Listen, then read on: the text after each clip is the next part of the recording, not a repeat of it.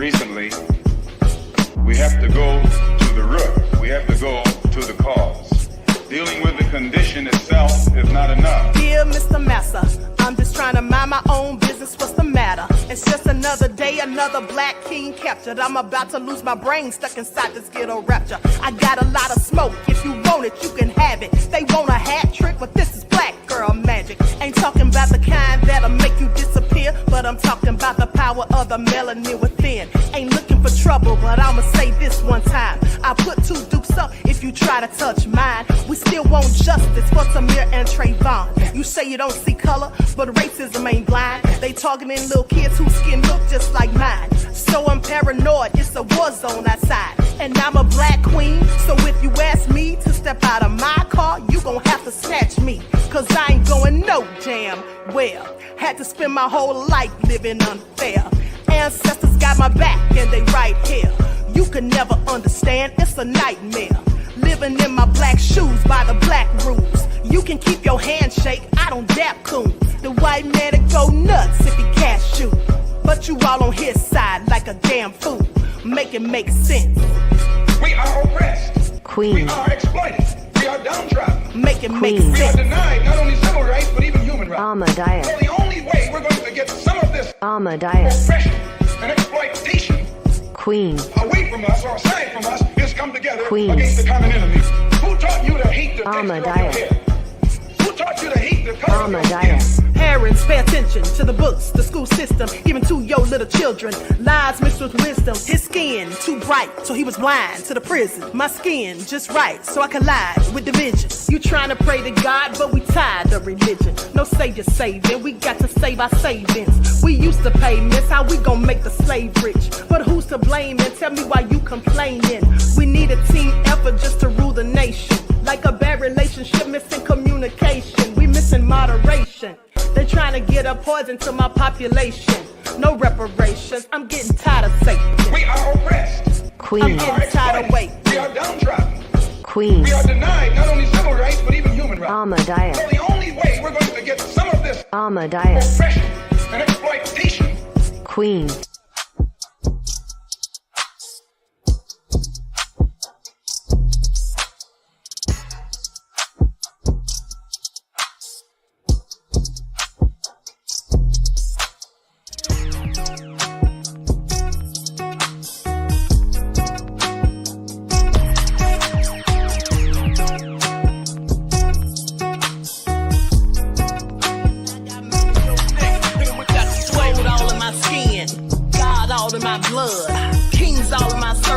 Touch one of mine and you're done. They show no love for the queen.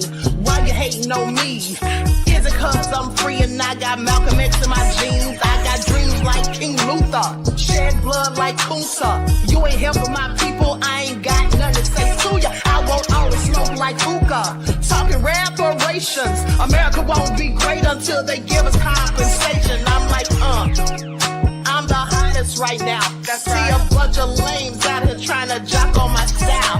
They be doing too much. I'm the queen, it's too easy. It's like they all in Popeyes, how they be talking so greasy. I just sit back and laugh while these haters get madder. So nefarious how they don't want my pockets with cheddar. I tell them they can do better.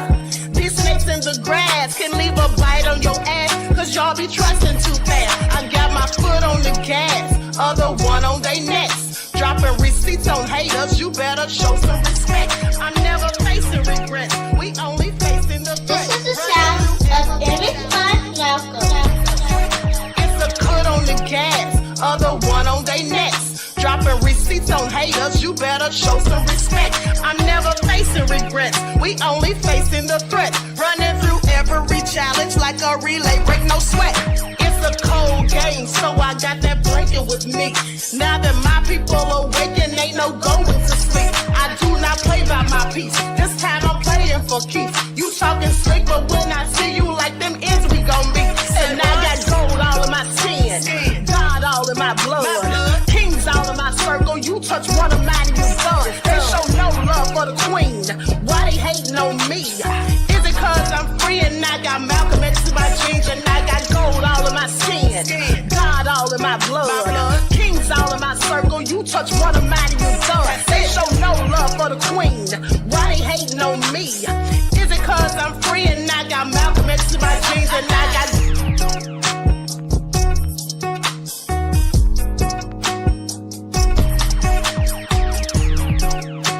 This is the sound of image fun.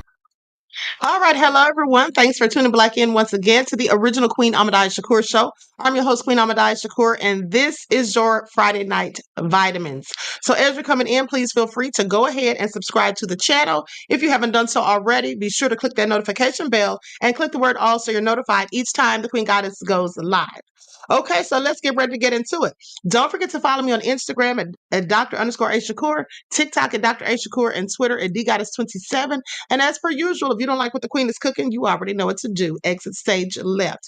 Okay, so everyone, we have OG Patrice joining me tonight because OG Patrice has been in the music industry for quite some time. And also, she knows a lot of people. She's seen a lot of things. And she's going to be talking about some of the things that she knows and that she's seen. All right, so let's get into it.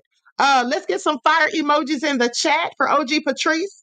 All right, hello, Re-Educated Soul, Deronda, Miss AP, Mr. Elevation, Claudette, Bithia's in the house, Lillian X, Cut the Bullshite, Wayman is here. Okay, All Hell No is in the house, Laverne, 504 Nola. All right. So y'all go ahead and get those likes up. Remember, it doesn't cost you a single thing. I see you, Nessie X. All right. All right, got those fire emojis in the chat. Hey, Reggie. Terry is here. Deronda, Stacy Quinn. All right. Shout out to my moderators putting in work. I see you, Christy One Love. Lamar is in the house. Radical Brian says, I need to check me some OG Patrice. All right. So let's get into it. Hey, Tawana. Okay, so let's go ahead and get started. Now, first things first, OG Patrice, before we get into it, let's talk real quick about Diddy and Don Richard. Okay, because I see that he responded to her lawsuit that was filed the other day. So let me just pull this up real quick. See what Diddy's talking about. Well, I'm sure it's more lies, but okay, so Diddy's attorney responds to Don Richards' lawsuit, believes that she's only seeking a payday. Isn't that what they say about everybody that's filed lawsuits against Diddy? Okay, this is the common thing that they say. It's a money grab. So Don Richard became the latest person to accuse Sean Diddy Combs of verbal, physical, and abuse in the form of a lawsuit filed on Tuesday, September the 10th. Now, Diddy has since responded to the filing through his attorney, Erica Wolf, saying Mr. Combs is shocked and disappointed by the lawsuit. Now, in an attempt to rewrite history, Don Richard has now manufactured a series of false claims.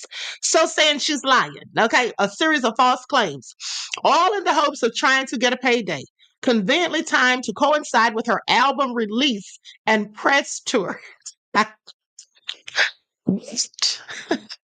Now, Diddy added that if Miss Richard had such a negative experience with making the band and Danity Kane, she would not have chosen to continue working directly with Mr. Combs for Dirty Money, nor would she have returned for the making of the band Reboot in 2020 or agreed to be featured on the Love album last year.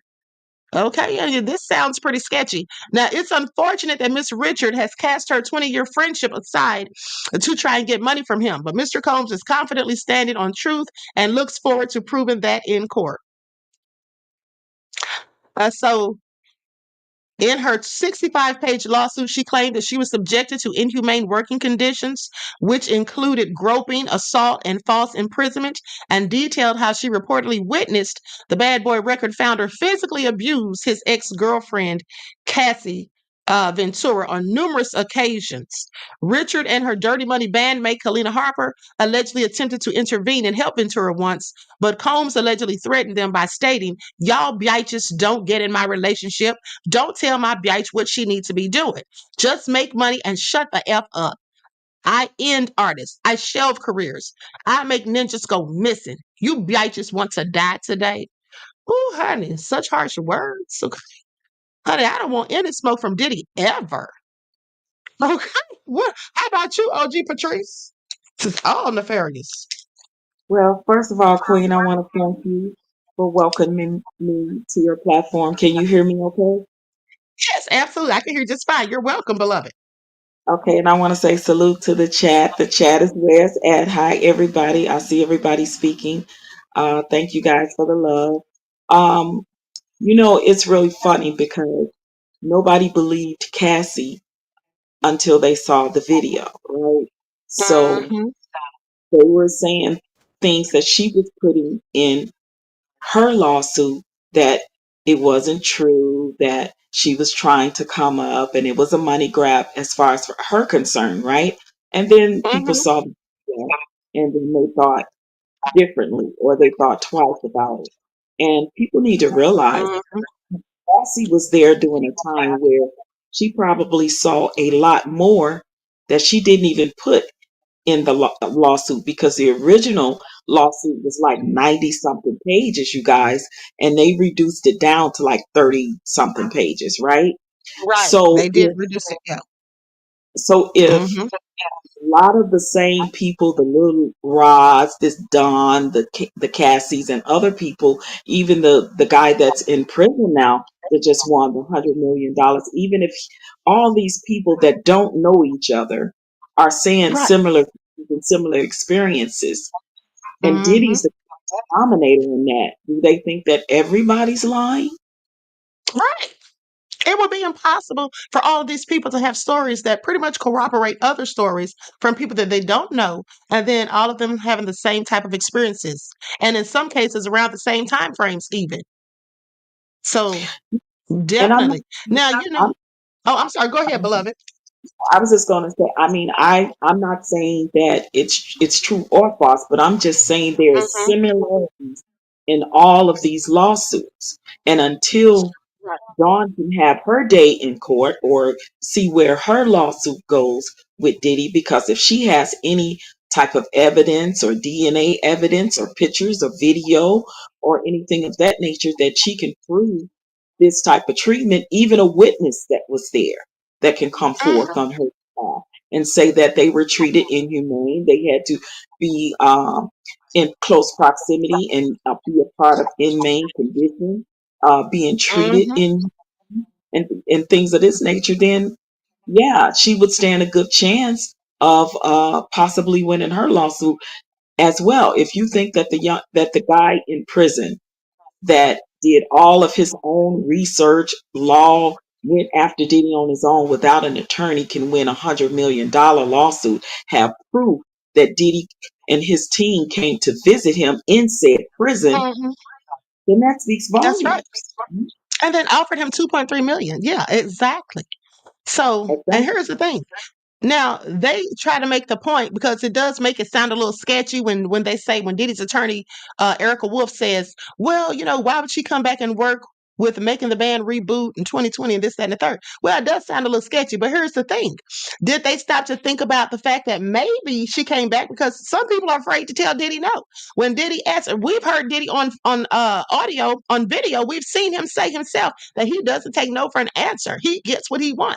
And so if people fear him and are intimidated by him and they've seen him do nefarious things to other people, which has been alleged, then maybe that's why people would continue to work with him. Another thing is sometimes it's psychological issues because just like when Harvey Weinstein was on trial and they talked about why some of these women waited all this time to come and say something, why some of them even worked with him after. Well, they had Dr. Barbara Ziv, who's a psychologist. She got up there and testified as to why people do certain things. So we can't say because we don't know. And if we've never been through it, then we surely wouldn't understand. So it can sound sketchy, but doesn't mean that it isn't true. Reggie said, you got to tell Diddy no. Exactly. So this is all crazy. Now, somebody put in the chat that Jay-Z and Busta Rhymes are now having similar stories. What's going on with Jay-Z and Busta Rhymes? I know lately they've been saying Busta's a little zesty.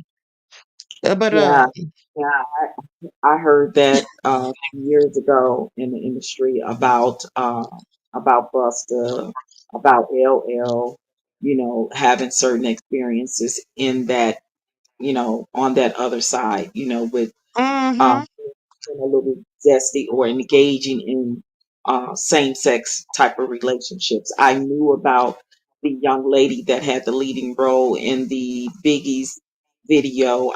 We all knew about her back in the day, and I think that mm-hmm, that was kind of the beginning of them introducing to us to that side of Diddy that a lot of people didn't know, and it was definitely on the DL then, but we have been hearing it do in the music industry for over 20 something years. Even though I was in the blues sector, right? We Mhm. still we still knew a lot of the same people. Like I knew more people in the R&B and then later the neo soul movement more than I did the blues, and I was in the blues sector, still is in the blues sector, right?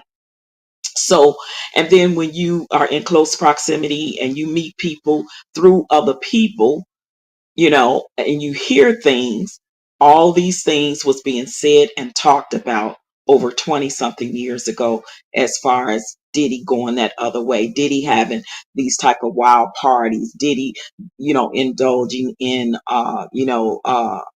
um, uh, drug paraphernalia and different things at said parties, and Mhm. where it was just pretty much set out. I have been to a party in the blues sector where I come up during a time where the white powder was the thing that Mhm. everybody knew. I grew up and I was in close proximity to my cousin who was a famous blues singer, Mhm. touring with people like Johnny Taylor, touring with people like Little Milton, Bobby Blue Bland, my cousin who was Tyrone Davis, a famous blues singer out of the west side of Chicago. So touring with those people, being in close proximity to the Millie Jacksons, being close proximity to all those people that knew those people in other genres, right? And Mhm. those you those people will show up at those parties, and then the people from the blues would show up at R&B, and because everybody kind of knew each other and was at least 6 degrees of separation from knowing somebody that knows somebody. And the era I Right. in that white powder was very prominent. It was nothing for me to be on a show and be backstage, and it's a big bowl, I mean a punch bowl of it back there, you know what I Mhm. and it was Right. for all that indulged. If you indulged, you indulged. If you didn't, you didn't. I had a certain amount of safety because who my cousin was. So I think when you have a certain amount of a safety blanket, people won't try you or go as far. But when you don't Right. have protection of a husband, of a brother, of a father who is there doing that process with you, then yeah, you are very vulnerable and open to being persuaded, being coerced, being talked into, hey, it's just this type of party. And when you get there, it's another type of party, right? So it happens, and me being in close proximity to that stuff and seeing the things that I saw and indulging in people that I knew that indulged in it, even though I didn't. But there was people that I knew that I loved indulged in it. My cousin was one of them. You know what I mean? So what are you going to do when you in a situation, you're backstage or you at a party and you see this is at this party, right? You don't do it, but it's people there that you know and love, right? And they in this party. You leave, so, but when you leave, there's innocent people that's still in that party. So if you go and you call the police, you're calling the police on people that are innocent, that's not engaging in that activity. So do you want to see said people that you love go down for being a part of that? And I think people really need to ask themselves that. If you know, yeah, your child or your mother or your father or your aunt or uncle is in close proximity to this, but I know that they don't do it. So when I leave the party and they're still there, am I going to call the police? Because if the police raid the place, everybody going to jail that's there. They're going to connect you to all, everyone to that, That's right. including That's right. some of the people that engaged in the FOS. And we're going to talk about that a little bit later, right? Because Yeah. I've been to parties where I know back in where my era, where I come from in the blues sector, they, I, I, I guess they changed the name to freak offs, but they were considered like orgies, threesomes. it was the norm for a lot of Mhm. those, for a lot of people to engage in that activity. Right. Okay, so listen. So let's go over this lawsuit briefly. We're not going to go through the whole 65 pages, but let's go through some of the stuff in this lawsuit. And then, yeah, I definitely want to talk about those parties and some other things that me and you were talking about last night. Okay, so I'm going to Mhm. share the screen to show the documents, okay? Okay. Or maybe I won't share the documents. Hold on. I'll just read them.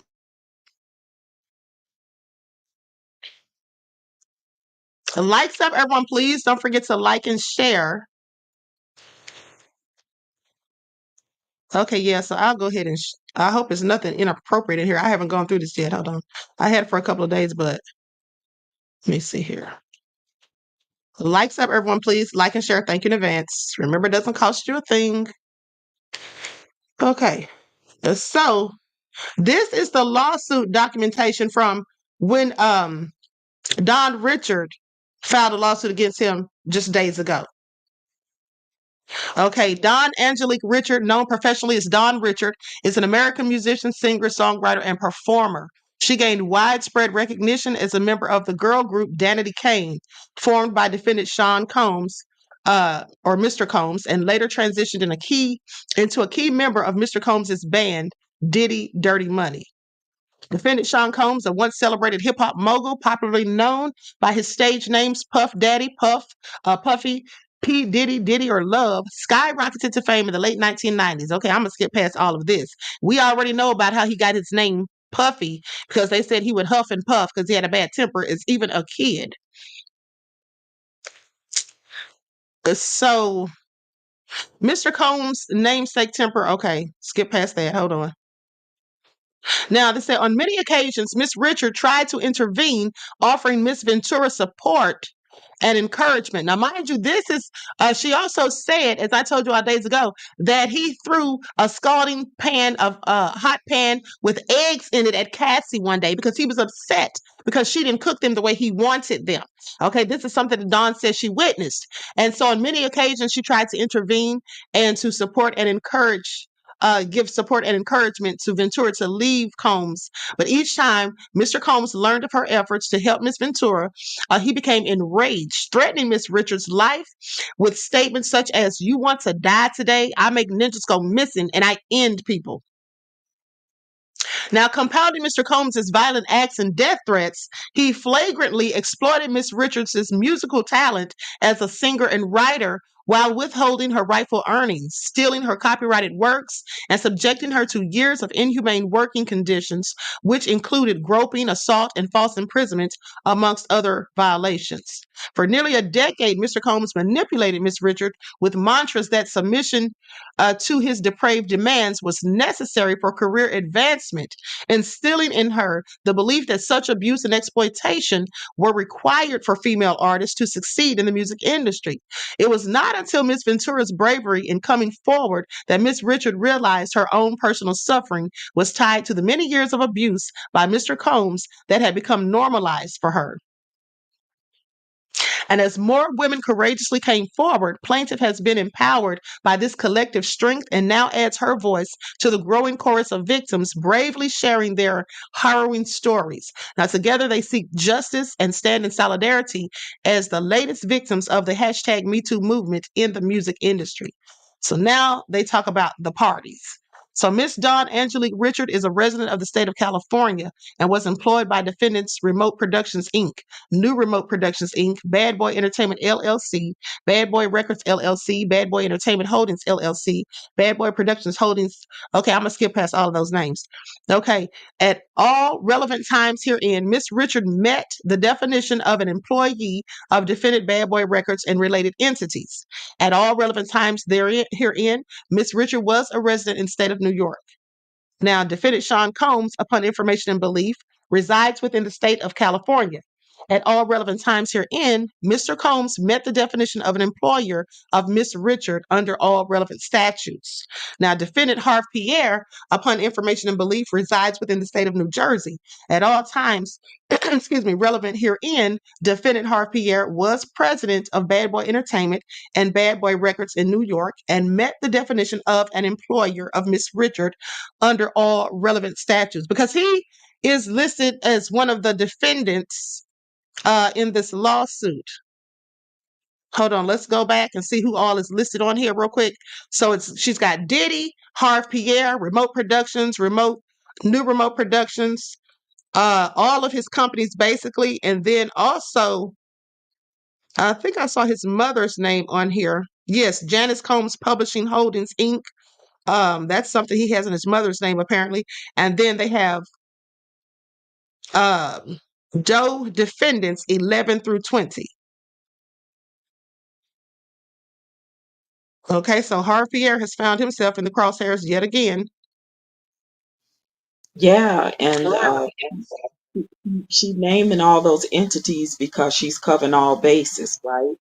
She wants to make sure she Mm-hmm. any and everything that has to do with Diddy, anything that he may have put in his mother's name, possibly his children's name, or any other Mm-hmm. connection to Diddy, where these people were around and knew of these things or saw these things or witnessed these things, right? So she's covering all bases. And as far as her being a singer songwriter, when you sign a contract as a singer songwriter, you have to give up some of your publishing. So I can Mm-hmm. absolutely comfortably seeing her suing the publishing company because I'm pretty sure Diddy possibly could have cheated her out of some of her publishing. Look what he did to so many of his other artists when Right. he went to the publishing, and he made millions, millions of dollars off of these said artists. And then you want to give it Mm-hmm. to them when the well is ran dry. And the only way that they can make some money or some value is if somebody bring their song back to the forefront in a commercial, some type of jingle, or somebody revamp the song and it becomes popular again. Then they can make some money in that sense of the word. But he drained it dry, the well dry. He drained the well dry almost double the time that Biggie has been deceased and Right. still made millions and millions of dollars off of Biggie. Uh-huh. And she did say in the lawsuit that he took her publishing and copyrighted works. So this is absolutely something he did to her. Now, when it talks about, we're going to go to the factual allegations. It says Miss Richard is selected to be in Mr. Combs' all-female musical group Danity Kane after competing on MTV's Making the Band. Now, in or around 2004, Miss Richard was selected to participate in season 3 of MTV Network's reality television show Making the Band. The show centered around the formation and the development of a new musical group under the mentorship of Mr. Combs. The contestants would compete and be chosen by Mr. Combs to form a band, which would go on to create albums and perform. For aspiring artists like Miss Richard, Making the Band represented a concrete path to a career in the entertainment industry. Miss Richard appeared in seasons 3 and 4 of Making the Band, which first aired in 2005, and in season 5 of Making the Band, which aired in 2009. Okay, now out of thousands of contestants, Miss Richard, along with approximately 12 other women, were selected to participate in season 3 of Making the Band. 5 women, including Miss Richard, were ultimately chosen to be in the group, Danity Kane, which was named by Miss Richard. And so prior to and including the first Danity Kane album, Making the Band was filmed entirely at Daddy's House Recording Studio at 3120 West 44th Street, New York, New York. Now, the Making the Band content that focused on Danity Kane's work on its second album, Welcome to the Dollhouse, was filmed at Daddy's house and at Mr. Combs' Miami residence.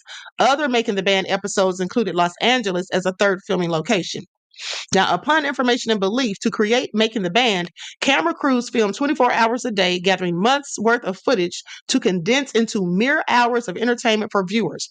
Danity Kane released its self-titled debut album in August of 2006 and its second album, Welcome to the Dollhouse, in March of 2008. Danity Kane's first album sold over 4 million copies. Damages to Miss Richard for unpaid salaries are estimated at $1 million. Danny Kane's second album, Welcome to the Dollhouse, sold over 2 million copies. Damages to Miss Richard for unpaid salaries and royalties are estimated at $500,000. So they're just making all this money and not paying anybody anything. This is all crazy, according to this lawsuit, if this is all true. Now, Yeah. damages on unpaid wages for touring over 100 dates for Miss Richard with Dandy Kane are estimated at $1,800,000. Mr. Combs fired handmaid Aubrey O'Day and Juanita D. Woodgett from Dandy Kane on live television at the height of its fame in 2008, which resulted in Dandy Kane being disbanded in 2009. So during the auditions and on the set of Making the Band, Mr. Combs projected an aura of superiority, wealth, and power. Mr. Combs regularly wore sunglasses and avoided looking the female contestants in the eyes, contributing to an atmosphere of uncertainty and intimidation. During auditions, Mr. Combs spoke to the female contestants in a hostile, condescending manner, making disparaging gender-based remarks such as calling them fat, ugly, bitches, and hoes. Miss Richard felt threatened and intimidated by Mr. Combs' blatant disdain for the young women like herself who were excited for the opportunity to be on his show. Once the band was made, Mr. Combs' contempt for women was readily apparent as he continued to display aggressive and hostile behavior towards Miss Richard and her all-female Danity Kane bandmates. So Mr. Combs regularly referred to the 5 women as bitches and hoes and denigrated their physical appearances. By way of example, Mr. Combs stated that Miss Richard was too skinny and needed to do something about her face. Wow. On one occasion, in and around 2005, during the first season of Making the Band 3, Miss Richard observed Mr. Combs' ex-partner and the mother of his three of his children, Kim Porter, leaving Mr. Combs' recording studio in tears with visible facial injuries, including a lacerated lip. Realizing that Mr. Combs was capable of committing acts of violence against women caused Miss Richard to feel deep apprehension and fear that Mr. Combs could one day physically harm her. Now, Miss Richard was present when Mr. Combs was introduced to Cassandra Ventura for the first time in and around 2006. The moment Mr. Combs first saw Miss Ventura, his demeanor noticeably shifted. Mr. Combs positioned himself directly in front of Miss Ventura's seat, invading her personal space and fixated on her with an intense, unyielding stare, isolating her from other people in the room, including Miss Ventura's then boyfriend, music producer Ryan Leslie. Coincidentally, this first meeting between Mr. Combs and Miss Ventura was the first time that Miss Richard was in Mr. Combs' presence without a camera crew filming. Observing Mr. Combs behave in such an intimidating, predatory manner the first time that they were off camera made Miss Richard feel deeply apprehensive and afraid of him. Subsequently, Miss Ventura ended her relationship with Mr. Leslie and began dating Mr. Combs, who had become violent and abusive towards her. Okay, now Danity Kane, the S harassment, inhumane treatment, and denial of basic needs by Mr. Combs.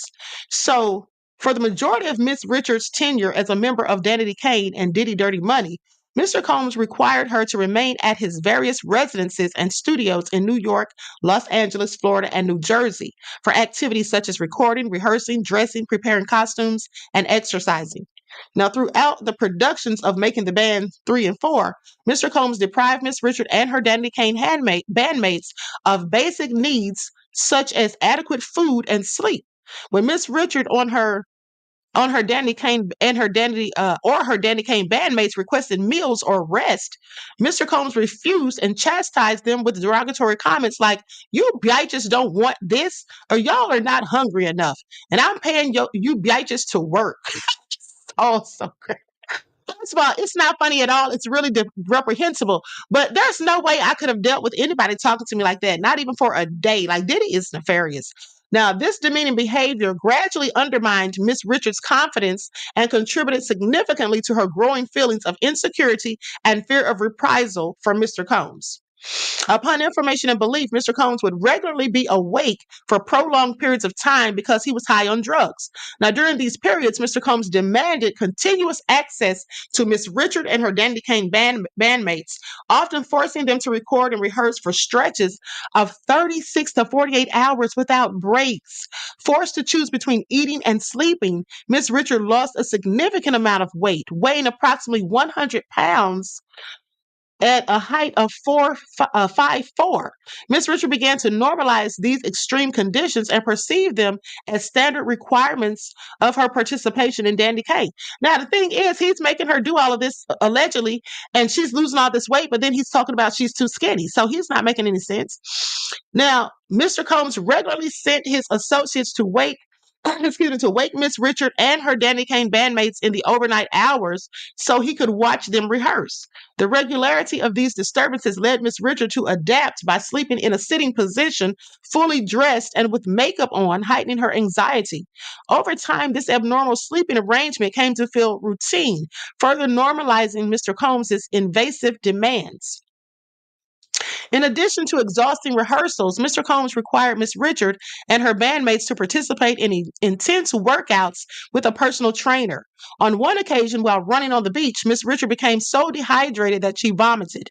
Instead of offering medical assistance, MTV Network's camera crew filmed the incident, contributing to her acceptance of such treatment as part of her professional life. Wow. Now, the unrelenting and rigorous schedule of rehearsals, performance, and near contestant filming that Mr. Combs imposed caused Miss Richard to experience extreme weight loss, dehydration, fatigue, and painful rashes from the microphone pack she was required to wear on her back. These conditions intensified Miss Richards' feelings of powerlessness as she increasingly viewed them as part of her professional reality and feared the consequences of any resistance. In a further assertion of power and dominance, Mr. Combs insisted on holding meetings while dressed only in his underwear. On one occasion in 2008, at his Miami residence, Mr. Combs emailed Miss Richard, directing her to meet him in the living room. When she arrived, he was wearing only his underwear. Miss Richard asked Mr. Combs to put clothes on, but he refused, stating, "This is my effing house." Mr. Combs then conducted a meeting lasting approximately an hour while dressed in his underwear, causing Miss Richard to feel violated and embarrassed and amplifying her feelings of powerlessness. Following the official Dandy Kane breakup in early 2009, effectuated by Mr. Combs, Miss Richard experienced significant financial hardship with no prospective opportunities for employment within the entertainment field. Miss Richard spent several months traveling from Baltimore to Daddy's house recording studio in New York without pay or allocated budget. Mr. Combs promised that Miss Richards' compositions would result in payment of license fees and royalties pursuant to her contract with Bad Boy Records. However, no such compensation was ever reported or paid to Miss Richard. Damages relative to these continuing copyright infringements will be provided or proved at trial. Now, by approximately the fall of 2009, many of Miss Richards' compositions had been recorded by other Bad Boy record artists. Due to the success of her compositions, Miss Richard was invited to meet with musical artist Kalina Harper, and shortly thereafter, Mr. Combs, Miss Richard, and Miss Harper formed the new group Dirty Money. Okay, so I'm going to skip down past some of this. You know what the interesting thing is for me, OG Patrice, is the fact that Kalina Harper said that she had such a lovely working relationship with Diddy. I'm paraphrasing, but she basically said she had no problems and never experienced any of these things that have been alleged, that he's been accused of. And so it's just very different perspectives because she was working with Dawn Richard, who says, quite frankly, the opposite. And now, so then it goes on to say that Mr. Combs brought Miss Richard and Miss Harper into the recording room at his studio, locked the door, dimmed the lights, and gave each of them flowers. Mr. Combs went on at length, stating, "This is normal. This was just a lover's argument where no one was hurt. This is what love is. I'm giving you an opportunity. If you want to make it, you'll shut your mouth. If you say anything, there'll be consequences." First of all, here's the thing. How do you give somebody flowers and then and say this is just love, this is normal. This just really shows me that Diddy is a whole sociopath. Like, this man is insane if these things are true. Now it says, if you say anything, there will be consequences. Mr. Combs further warned that people end up missing, okay, being threatened while locked for over 20 minutes in a small enclosed space with Mr. Combs. After observing Mr. Combs violently assault Miss Ventura the day before, Miss Richard was terrified and genuinely believed that Mr. Combs would follow through with his threats. Well, who wouldn't, honey? I would have been out of there so quick. Now, in or around November of 2009, after the Soul Train Awards in Atlanta, Georgia, Mr. Combs flew Miss Richard and Miss Harper to his house in New York on his private jet for an after party.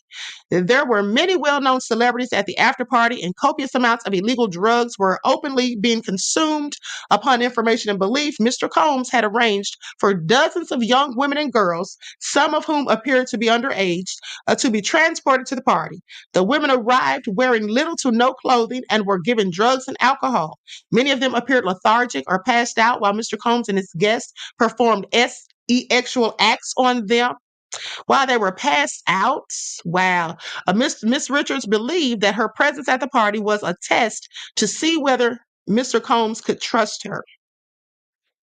So Mr. Combs repeatedly said things like, "This is a buffet. Enjoy yourselves. This is what we do. This is how we party."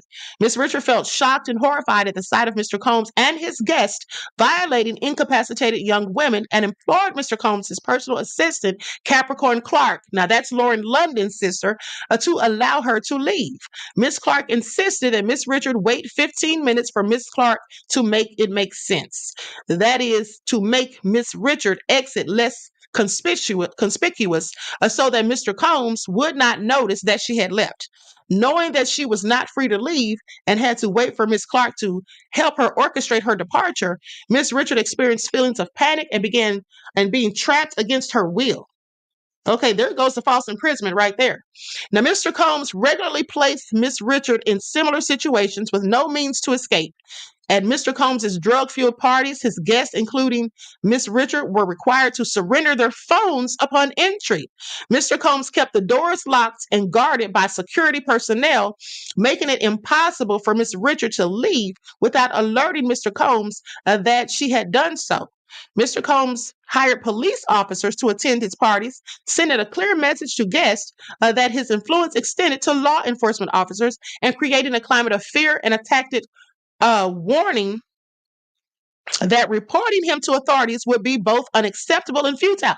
So this makes all the sense. So he was openly letting people know that he was in cahoots with the police, that he had the police on the payroll, allegedly. And so with that all being said, no wonder nobody wanted to say anything. Who are they going to say it to? No wonder many people didn't report these things. Who are they going to report it to? If you think the police or know the police are supposedly working with this man, okay, and then you know what he's capable of because you've seen things and heard things, then what do? It's like you feel like you have nowhere to go and nowhere to turn. So on many occasions, Mr. Combs had parties at his Miami, Florida residence that lasted for several days. At one of the parties, Miss Richard witnessed Mr. Combs openly stating that he had arranged for busloads of young exotic girls, such as mixed Black and Asian, Indonesian, and albino. Once again, Miss Richard observed inebriated young girls being sexually violated by Mr. Combs and his guest. In a state of panic and terror, Miss Richard fled to the bedroom. Mr. Combs had insisted she stay in and barricaded the door shut with furniture. This is all crazy. Mr. Combs openly assaulted Miss Ventura in front of Miss Richard and other witnesses on multiple occasions. On one occasion, in or around the fall of 2009, Diddy, Dirty Money, was in New York preparing to perform at a festival. Inside their vehicle, Mr. Combs grabbed Miss Ventura's neck, pulled her out of the van onto the grass, and pinned her head down, choking her while yelling, "You're going to get effed up today." This incident took place in the backstage area just outside the festival and was entirely visible to passersby. In another instance, in or around early 2010, Mr. Combs punched Miss Ventura in the face in the bathroom of a party in Los Angeles. Frequently, when Miss Ventura attempted to voice an opinion or stand up to Mr. Combs, he would strike her or wrap his hands around her throat and choke her. On the first several occasions that they observed Mr. Combs assault Miss Ventura, Miss Richard and Miss Harper spoke with Miss Ventura to support and encourage Miss Ventura in escaping her abusive relationship with Mr. Combs. Every time that Miss Richard and Miss Harper tried to intervene, Mr. Combs learned of the conversation and became irate. Mr. Combs screamed at the women, "Y'all bitches don't get in my relationship. Don't tell my bitch what she need to be doing. Just make that money and shut the F up. I end artists. I shelve careers. You could be missing.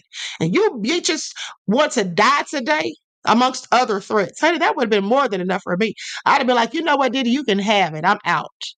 Okay, so OG Patrice, I'm gonna let you talk in a minute, honey, but let me read this last little piece. So in or around late 2009 or early 2010, Bad Boy Entertainment entered an agreement with Interscope, Geffen, and A&M Records. Interscope, upon information and belief, Bad Boy was paid $50 million in exchange for Bad Boy's future releases being distributed through Interscope. In doing so, Mr. Combs intended to capitalize on Interscope's significant resources and enhance the promotion and sales of Bad Boy's releases, including Diddy Dirty Money's upcoming album. Now, in the weeks and months leading up to the Bad Boy Interscope deal, Mr. Combs had frequent meetings with producers and then CEO of Interscope Records, Jimmy Iovine. On one such occasion, Combs hosted a dinner at a West Hollywood, California restaurant, which Miss Richard and Miss Harper were required to attend. Among the guests at the dinner were celebrities like Neo and Usher, as well as Mr. Iovine. Now, at the dinner, Mr. Combs and Miss Ventura had an argument. In front of the dinner guests, Mr. Combs hissed at Miss Ventura in a screaming whisper and forcefully punched her in the stomach. Oh, this is all crazy and so sad. Punched her in the stomach, causing her to double over in pain, crying. Miss Clark escorted Miss Ventura out of the restaurant, and Mr. Combs remained and continued socializing with the dinner guests like nothing even happened. This is such a nefarious behavior. He is a sociopath. Now, at this point, Interscope Records clearly had actual knowledge that Combs was dangerous around females and that Combs was willing to brazenly batter a female in public, like he didn't care. Even after Mr. Iovine watched Mr. Combs commit a violent assault in front of the numerous high-profile witnesses, the Bad Boy Interscope deal took place and remained in effect, providing Mr. Combs with immense financial rewards and enabling him to commit further acts of violence without fear of repercussions. Watching Mr. Combs openly assault Miss Ventura in front of Mr. Iovine and various celebrities, and observing that other powerful music industry representatives were complicit in Mr. Combs' behavior, amplified Miss Richards' fear that Mr. Combs could one day harm her and that his actions would be accepted and normalized by everyone surrounding him. Now, as part of the agreement between Bad Boy and Interscope, Interscope heavily promoted Diddy Dirty Money's Last Train to Paris album. Mr. Iovine had presented Mr. Combs with a demo of Coming Home for him to produce, a song that would become a multi-platinum hit. Mr. Iovine was encouraging Mr. Combs to develop a new sound for the album, into which Interscope was investing significant resources. Miss Richard, Miss Harper, and Miss Ventura all provided vocal performances for the project. Released in November of 2010, the album Last Train to Paris became Diddy Dirty Money's most commercially successful project, providing vast financial rewards to both Interscope and Mr. Combs. And so I guess they probably didn't get anything at the end of the day. Okay, I'm gonna stop right there. Okay. If they did, they got very little. They probably got enough just to hold them over for a short period of time, or he kept the breadcrumbing them so that they could continue to have a need for him. And Mm-hmm. if you listen to a lot of her lawsuit, and she was with Diddy during a time where the earlier Bad Boy artist wasn't. I don't know if you guys know of Mark Curry. He was a rapper and a writer with Bad Boy Yes. Entertainment. Uh-huh. Yeah. He talked about a similar experience of how Diddy would, they would come to his hotel or his house or whatever, knock on the door. He answered the door in his underwear. Like, these are different people at different times that didn't know each other. You're doing this comfortably around men and around women with no problem. Now, these are people that don't know each other because they were associated with Bad Boy and Diddy decades apart from each other. But you hear similar stories in a lot of these lawsuits and a lot of the interviews that are being told. You know what I mean? And when it comes to her and her experience witnessing Cassie being abused, you got grown men like Neo and Usher and Jimmy Iovine and probably whoever else was there, and they didn't even stop it. They didn't even say anything. So to come down on her as being a woman experiencing and seeing this, some type of trauma that she's going through, that she's even witnessing this, and then you have these guys that is witnessing it, and they are saying nothing as well. So imagine the type of power and resources and connections that Diddy has, like you said, with police officers, law enforcement, politicians. I've heard all these things, that Diddy and these big movie moguls, executives with certain companies that he had connections with in media and things of that nature. When you have that type of power, which is too much power for one person to have, when you have that type of power of the Diddy's and the Jay-Z's of the world, these are people that absolutely become a part of the gatekeeping process, and they put you through, and make you and force you, coerce you, to groom you, sometimes knowingly and sometimes unknowingly into doing these said acts. And you got a woman, a vulnerable woman that's around here watching it and saying, well, these men are here and they're seeing this and they're not doing nothing. They possibly even engaging in it, or at least they letting it happen. What little are me supposed to do? Up Right. against someone like Diddy. So being put in that position, I can't even imagine if this is true that what she's gone through. Now, I will say, people like Diddy, which Hmm. I absolutely think is a overt, malignant narcissist with sociopathic behaviors and tendencies, Right. right? They Absolutely. too, they're chameleons. They act right with the people that they want to act right with. The people that Hmm. them in some other way. But if it's another person that's giving them any kind of pushback, any kind of mouth, any kind of confrontation, and possibly Hmm. Don outspoken, and if she was that way, he consider her as being defiant. So now I'm going to abuse and mistreat you, and I'm going to show you how I can control the narrative with you. But I may treat Kalina totally different. Kalina's experience may be totally different from Don's experience. So maybe Right. that's why Kalina is saying that. Or perhaps Yeah. was Kalina a part of the problem as well?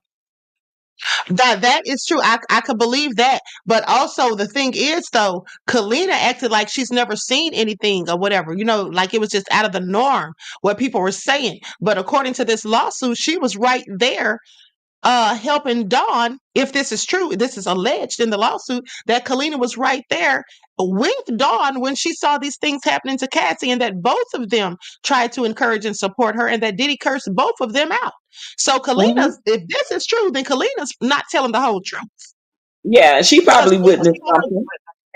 And again, yeah, she probably is afraid to speak up mhm, or speak out. yeah, You know, I yeah, absolutely believe it. her experience and situation. Who knows? Sometimes these people Hmm. take bags up under the table. Queen, I've seen people get paid under the table to turn the Right, other way, to not see or hear nothing. Allegedly, I'm gonna say, but exactly. they would turn their back. I've seen it happen on their own friends because they getting paid something under the table. So they'll say, "Well, that wasn't in my experience, and I didn't see that." When Right. in actuality, they did witness some things. Yeah, and that goes back to when Diddy also offered to give them back their publishing, and if they would sign the NDAs, saying that they would never speak negatively about him, his mother, his son Justin, and all of that. So yes, he probably did pay her. He may have paid her, and paid some other people too. So that And absolutely could be the reason she's not saying anything. But yeah, and this is all just.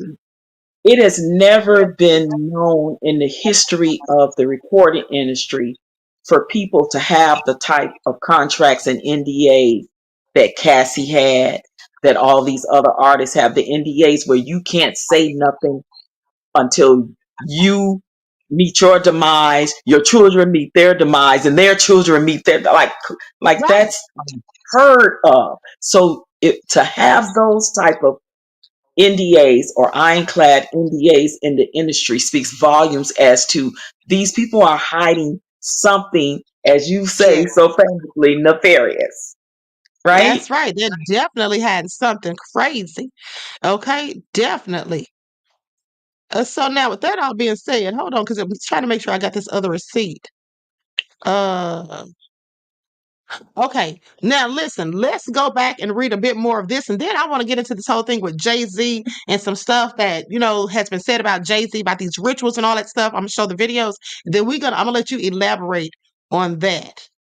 Okay. So now let me just pull this back up. I'm gonna share my screen again.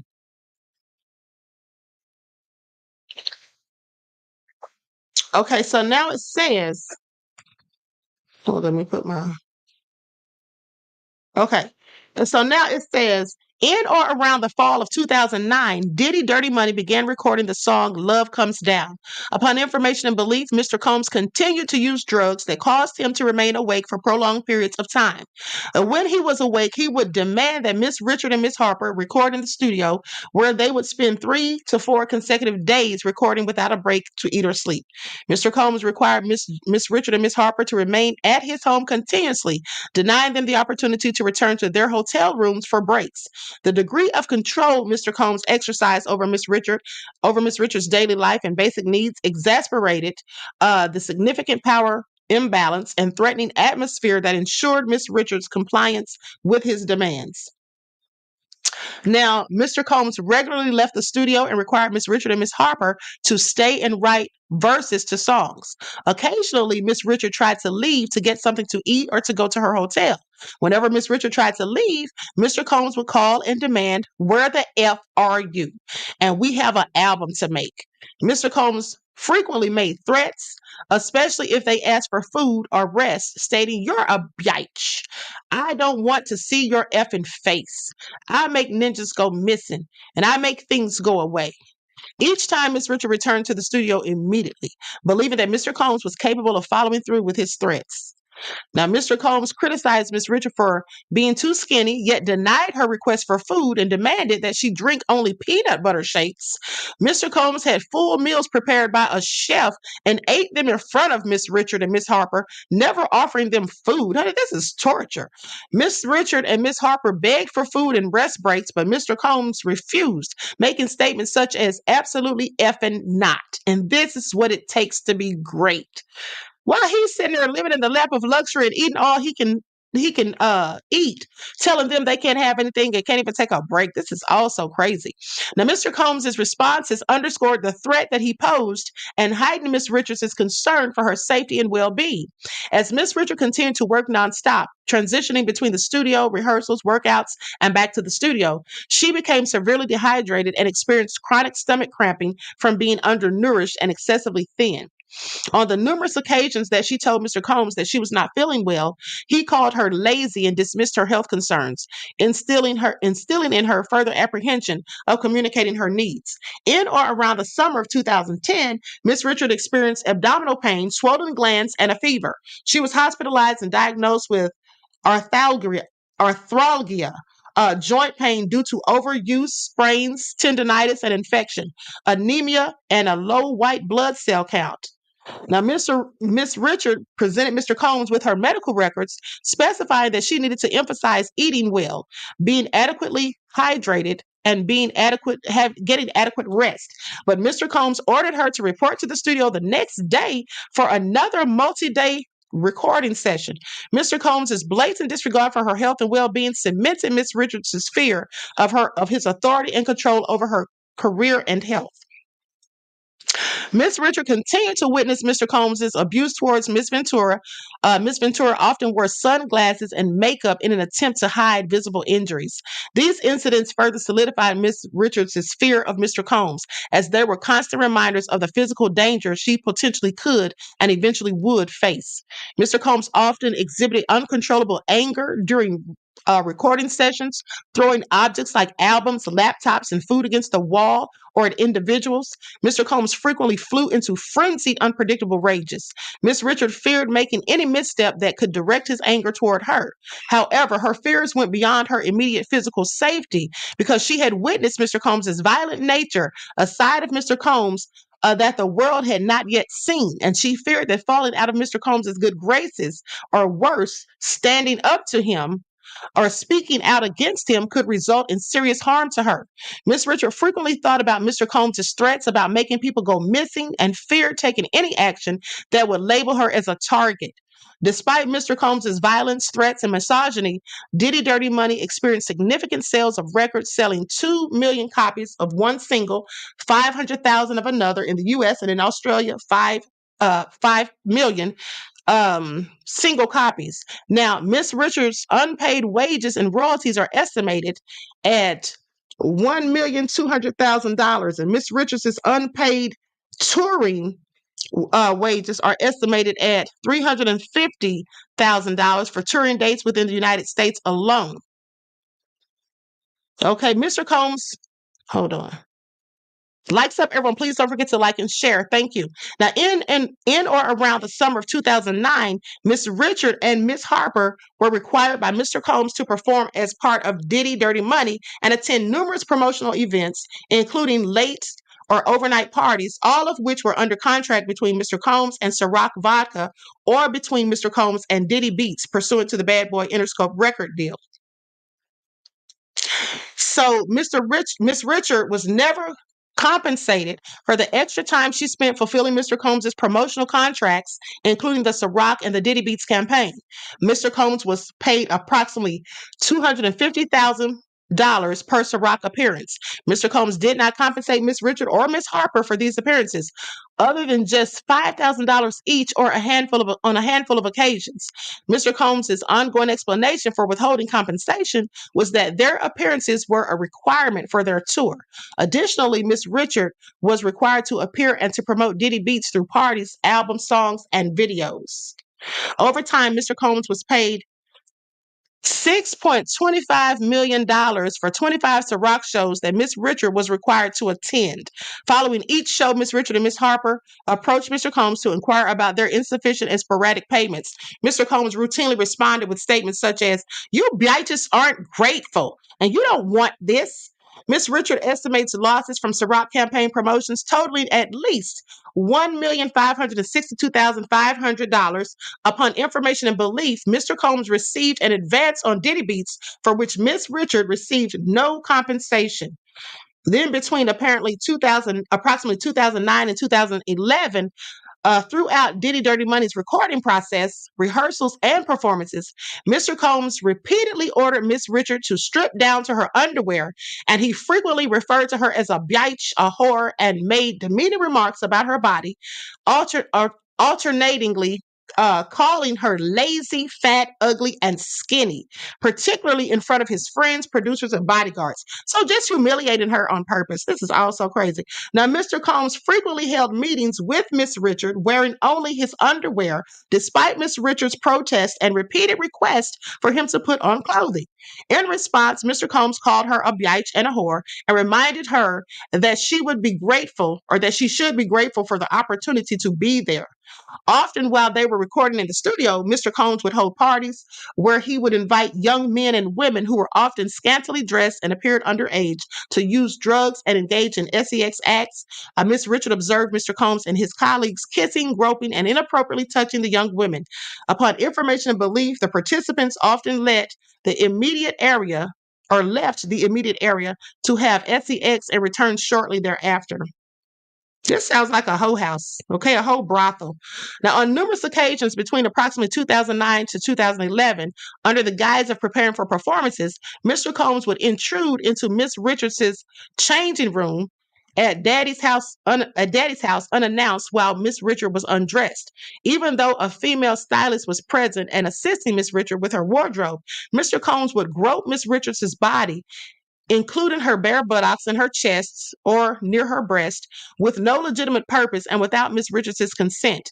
Mr. Combs caressed her buttocks to show the stylist where he wanted her high-waisted panties positioned and attempted to touch her breasts, claiming to show the stylist where he wanted her bra straps to go. This is all crazy, honey. Now, when Mr. Combs would enter the changing room, Miss Richard would cover her chest with her hands to prevent Mr. Combs from seeing or touching her breast. When Mr. Combs would touch her body, Miss Richard would attempt to swat his hands away and state, "Don't touch me." Mr. Combs frequently smacked Miss Richards' bare buttocks and often commented on her body, noting that although she was too skinny, she had an ASS. Now, ignoring her visible and communicated discomfort, Mr. Combs persisted and continued to intrude when Miss Richard was in the dressing room, continued to touch her buttocks and breast area, under the guise of showing the stylist what to do, and continued to smack her buttocks without her consent. Okay, in and around October 2010, Diddy Dirty Money performed in Glasgow, Scotland, where Mr. Combs engaged in overt sexual advances towards Miss Richard. On numerous occasions, when Miss Richard exited the dressing room fully styled, Mr. Combs looked at her approvingly and smacked her buttocks while making comments such as, "You're looking good." "Okay, Dawn, okay. And I see what this is. I see what that is," in a flirtatious tone. Each time, Miss Richard moved away and asked him not to touch her, but Mr. Combs disregarded her protest. On their last night in Glasgow, Miss Richard witnessed Mr. Combs and several other males gang banging Mr. Combs' female assistant at the hotel pool. Miss Richard immediately left and went to her hotel room. On their flight back to the United States the next day, Miss Richard asked Mr. Combs where his assistant was.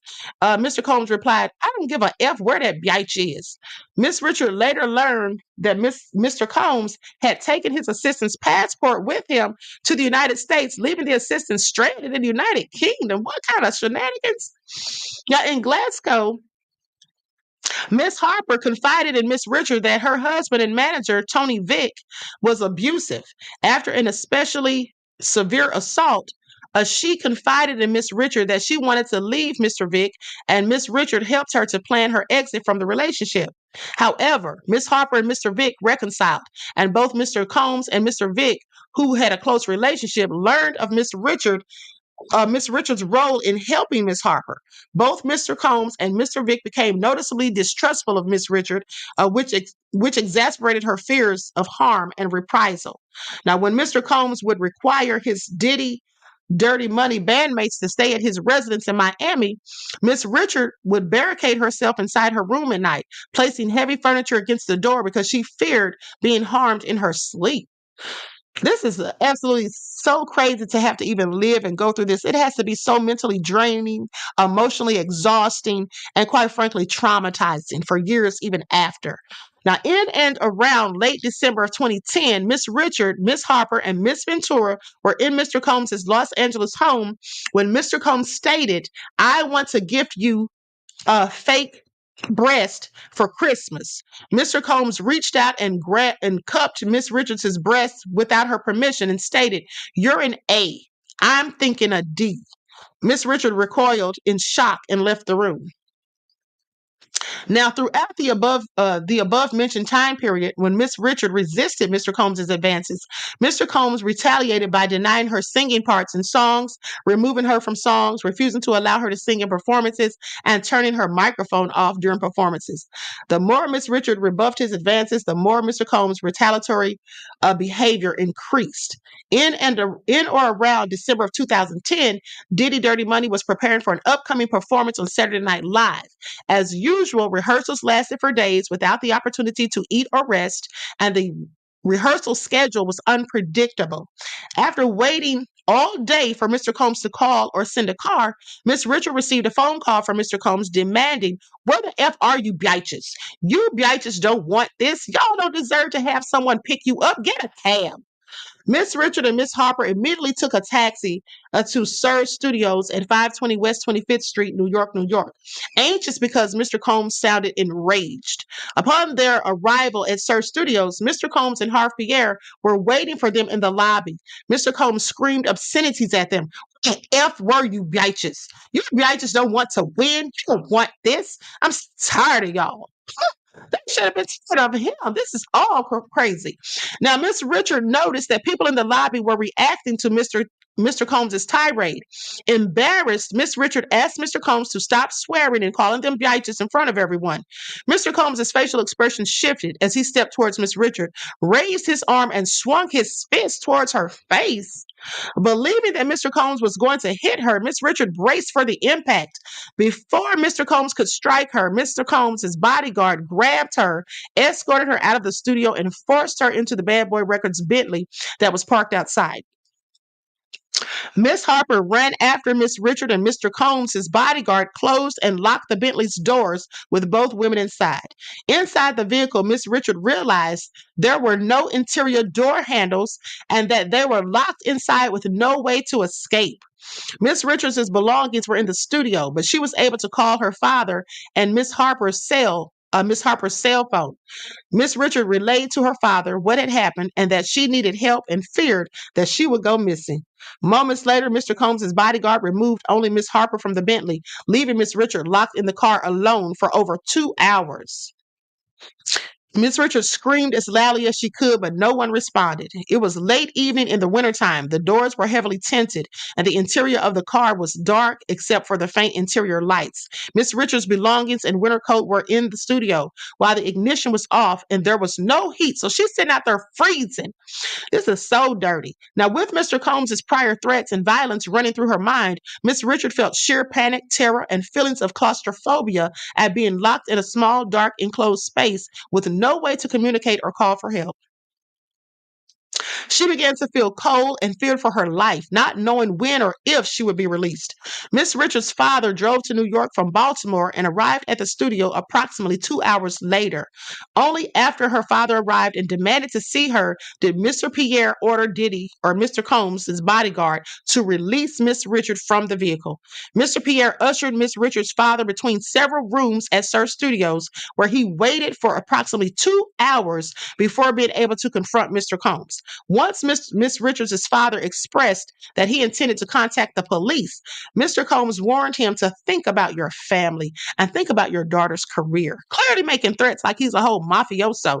Her father appeared visibly frightened by Mr. Combs' threats and actions, which in turn made Miss Richard feel terrified for herself and her family's safety. The next night, Diddy Dirty Money performed on SNL. Mr. Combs subsequently called Miss Richard, complimented her performance, and concluded with a threat. You don't call your dad unless you're in the hospital. Ooh, honey, this is all so sad. As a member of Danny Kaye, Miss Richard has performed over 15 songs and holds composition credits for more than 3 songs. Defendants have failed to account or to pay Miss Richard as agreed for her compensations and performances and have breached contracts and infringed her copyrights, all of which has unjustly enriched defendants. As a member of Diddy Dirty Money, Miss Richard has recorded on over 9 songs. Additionally, Miss Richard has composition rights and credits on more than 5 songs. Defendants have failed to account or to pay Miss Richard as agreed for her compensations for her performances and breached contracts and or infringed her copyrights, unjustly enriching defendants. Now in 2020, Mr. Combs selected Miss Richard for a reboot, Making the Band, and Miss Richard spent hours preparing to be a judge on the new show. However, that's when the pandemic started and halted the plans, and Miss Richard was never compensated in any way. On or about July the 1st of 2021, Mr. Combs and Bad Boy Records, or Holdings, or both, directed Janice Combs Publishing Inc. to assign administration rights of Miss Richards' songs held from her tenure with defendants in the years 2005 to 2015 to Sony Songs, a division of Sony Music Publishing LLC. Okay, the assignment signed by Miss Richard on October the 22nd of 2024 purported to credit through a semi-annual accounting Miss Richards' royalty account for Miss Richards' compositions for from between 80 to 90% of the publisher's share. However, no statements were provided, no payments were ever made, and no reversions nor assignment were ever recorded with performing rights organizations or other royalty collecting entities by defendants or by Sony. Defendants have woefully failed to account to or pay Miss Richard as agreed for her compositions and performances in breach of the assignment and have thereby infringed her copyrights, resulting in defendants being unjustly enriched. During the summer of 2023, Mr. Combs' new record company, Love Records Inc., tendered a contract for negotiation to Miss Richard for the song entitled Deliver Me, embodied as track 3 on the Love album Off the Grid, officially released on September the 15th of 2013. Upon information and belief, Deliver Me sold well prior to Mr. Combs' legal troubles in November of 2023. Continuing to the present, Miss Richard sought to establish her rightful percentage as a 21% composer on Deliver Me. Mr. Combs personally called Miss Richard and left a voicemail complaining about her fair request. Upon information and belief, Mr. Combs directed his attorneys to avoid confirming the composition percentages on the song, and in fact, list composers who played no part in composing the song. And as a result, the contract was never signed by either Miss Richard or Love Records Inc. Nevertheless, Miss Richard obtained a copyright registration certificate on a timely basis. Said registration lists authors' claimants as agreed when the song was created in 2009. That registration is filed separately in the court and supports Ms. Richards' claim of copyright infringement by defendants herein. Defendants Love Records Inc. and Mr. Combs infringed Ms. Richards' copyrights in the in the composition of Deliver Me, by releasing Deliver Me without Ms. Richards' permission and without compensation. Okay, so I'm gonna stop right there. That's about enough of that. I think we get the gist of it. Okay, he's done all this low down stuff. He has basically not paid this woman. He's allegedly harassed her, assaulted her, just humiliated, tortured, locked her in a car for 2 hours in the winter when it's cold. No coat that did she have. Had to call her father to drive 2 hours. Then not allowing her to get adequate rest to eat. This is all just torture. This sounds like what they did to the people at Guantanamo Bay. Like, this is absolutely insidious. Yeah, Absolutely. it's really disgusting if all of this is true. That is definitely cruel and unusual, inhumane punishment and unlawful as well. So if she can prove any of these things with doctor papers, hospital papers, anything of that nature in court, then she stand a good chance of winning some form of a lawsuit if she can prove some of these things. And it's just Yeah. so unfortunate because this is not anything new that's not similar to things that Cassie put in hers, things that Lil Rod said he saw. It just Mm-hmm. too familiar for people that didn't know each other and wasn't around each other at various different times. That's all. Yeah. I absolutely agree, beloved. And here's the thing. Someone said, how many pages was that, Queen? That was 27 out of the 55 pages. The lawsuit in its entirety is 55 pages. That was 27 pages that we just went through. Okay, so it's all crazy. Jay Gray says the proof is her father had to go there to get her. Right. And the proof is also that they had some of the music. She had the copyright registrations for it. Now, let me say this too. So with that Making the Band reboot that they were going to have in 2004, a producer actually called my son for that. The same producer who called my son for that Rhythm and Flow with T.I. and I think it was Cardi B and what's his name? It escapes me right now. But anyway, um they called my son for that Making the Band reboot, and he was like, not working with Diddy. Okay. And I was like, hell no, because all Diddy does is steal from people. Don't even waste your time. You know what I'm saying? But so that didn't even come to fruition because of the pandemic started. Okay, so now with that all being said, Diddy is just nefarious. And I'm trying to figure out why Because remember they reported, OG Patricia, remember I told you how they were saying that J-Lo is supposedly looking, since the divorce or whatever, supposedly looking for a place next to Diddy's. But of course, Diddy is selling his, so I don't think she's going to be his neighbor. But it says Jennifer Lopez negotiating deal to buy famed $55 million LA mansion next to Diddy's estate, according to reports. This was reported by Page Six. And so they say Jennifer Lopez is reportedly in negotiations to buy a famed $55 million Los Angeles mansion next to Sean Diddy Combs, and who's selling his for $61 million.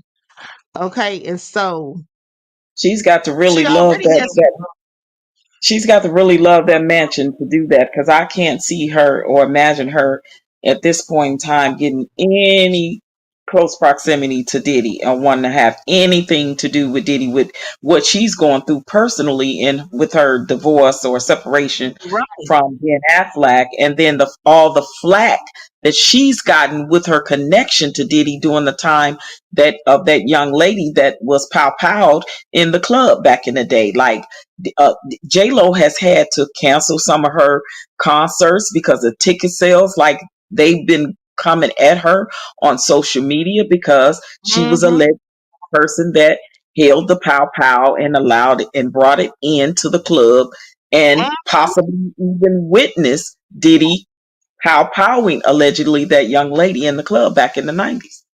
Yeah, So I just, absolutely. I think she absolutely did.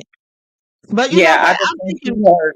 hmm it just I it was just just. would be very bizarre. I can't see her trying to be close to Diddy unless Diddy has already moved or selling that mansion, and then she will move He is into. selling it. Yeah, Yeah, he is selling it. He's trying to sell it. Remember, he was trying to sell it previously for $70 million and it didn't go anywhere. And then the inmate, Derek Lee Cordello Smith, the inmate who just won the $100 million lawsuit against him, remember, he filed for a restraining order so Diddy couldn't sell it. So now, since his case has already been resolved, of course, I'm sure hmm Diddy and his attorneys are going to appeal it because they don't want to pay that 100 million. But exactly. that's why it's back up for sale. And so that's probably the only reason she's looking at it. It says sources told the outlet that Lopez is trying to negotiate the price down to between 30 to 39 million, which would be up to a 40% discount. Okay, so that's basically what they say about that. But honey, let me tell you something. Diddy, I just can't wait for Diddy to go to get that indictment, honey. Okay, I can't wait for that indictment to come because I'm just sick of Diddy, and I'm really, quite frankly, just tired hearing all this nefarious stuff that he keeps continuously, allegedly keeps doing, or these people that keep coming out. This is like, how many people has this man assaulted, brutalized, tortured, intimidated, scared, or just done whatever? Threatened, humiliated, all sorts of stuff. This is all crazy that one person could be responsible for all of these things that are alleged. It's like really sick and twisted. Okay, Yeah. real crazy. But so while we're still on the subject of him, I'm gonna let you talk a Mhm. little bit about the stuff about Kim Porter, and then we're gonna go into Jaguar and Jay-Z. Okay. Okay. hmm We're gonna talk about Jaguar and Jay-Z because I got some stuff I want to show about Jay-Z. Okay, so now, do you know anything about the so-called manuscript? Remember, the 40 pages came out recently, alleged pages from the manuscript. We never could confirm if it actually came from it. But um, did you know anything about that or heard any stories about him being abusive to Kim? You know, anybody witness anything or what have you? Oh yeah, absolutely. I mean, I didn't hear anything per se about the manuscript, but I definitely heard out of Kim Porter's first cousin on Mouth talk about Kim having uh, a book about a life that she was doing, and that she was in the midst of writing it during the time that her computer came up missing. I met Kim Porter's cousin personally before she passed away. And I also went to her services with my best friend who was her mentor. They met some, probably been about 6, 7 years ago now. They met in Las Vegas. That's where her name is Kenya Porter. That's where she later moved after she left LA. Um, my best friend became a mentor to Kenya Porter. Kenya Porter talked a lot to my best friend about her experience being in a life, indulging in a lifestyle, being a part of the parties and everything. She admitted these things, right? And now she is a 40-something-year-old woman who is very, very, very sick. And she was coming to school that my best friend was a director and an instructor at, and that's how they met and became friends.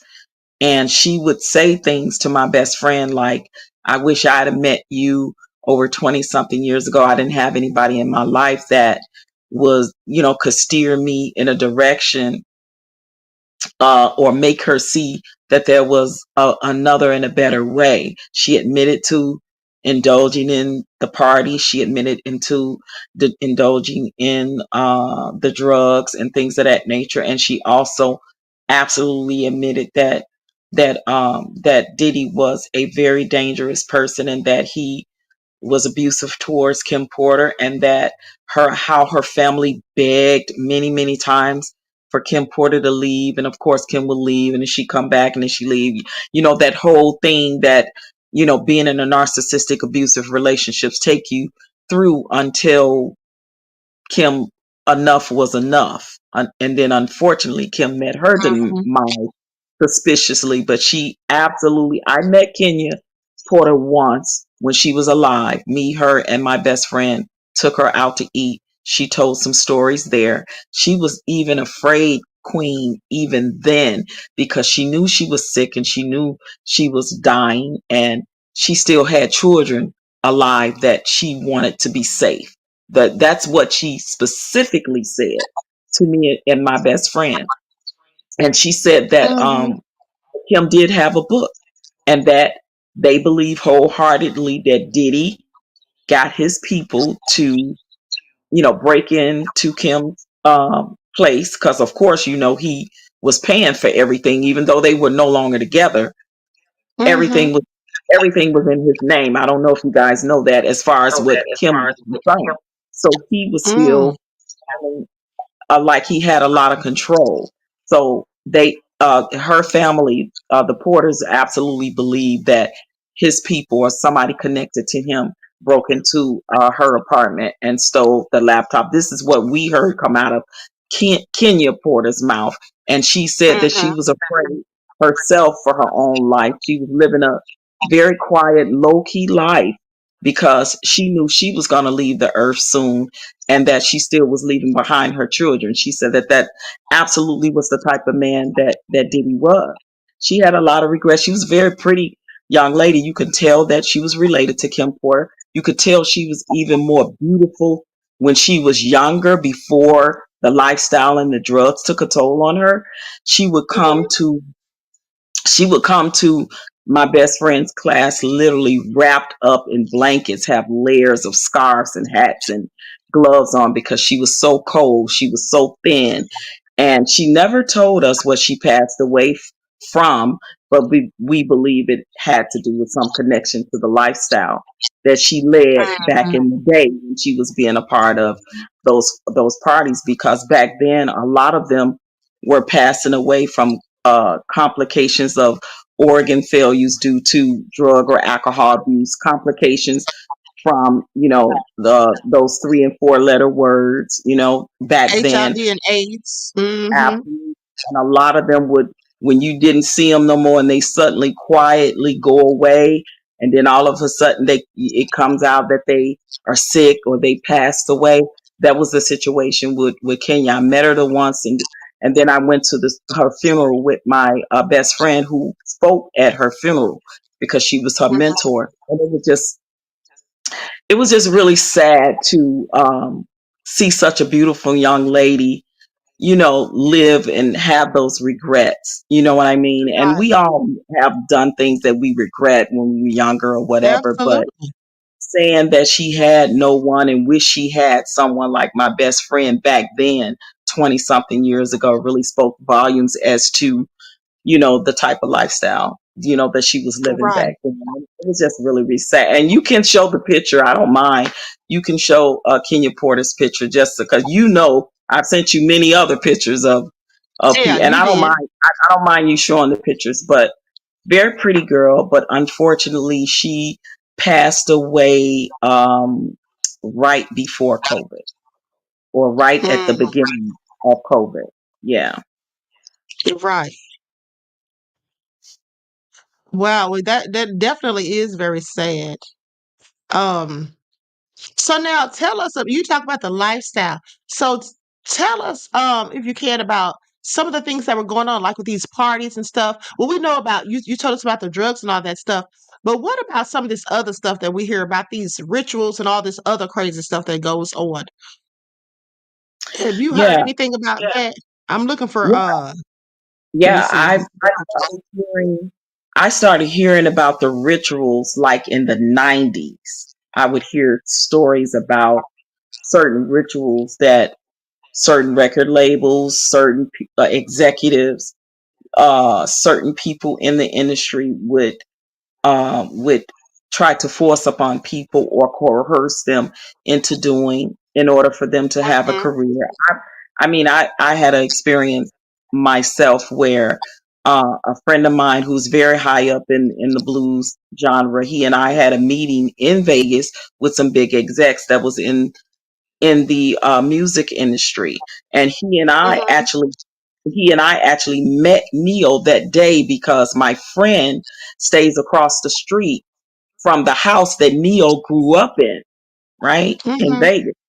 So he sees a limo drives up, and he didn't know that Neil family members still lived in that house.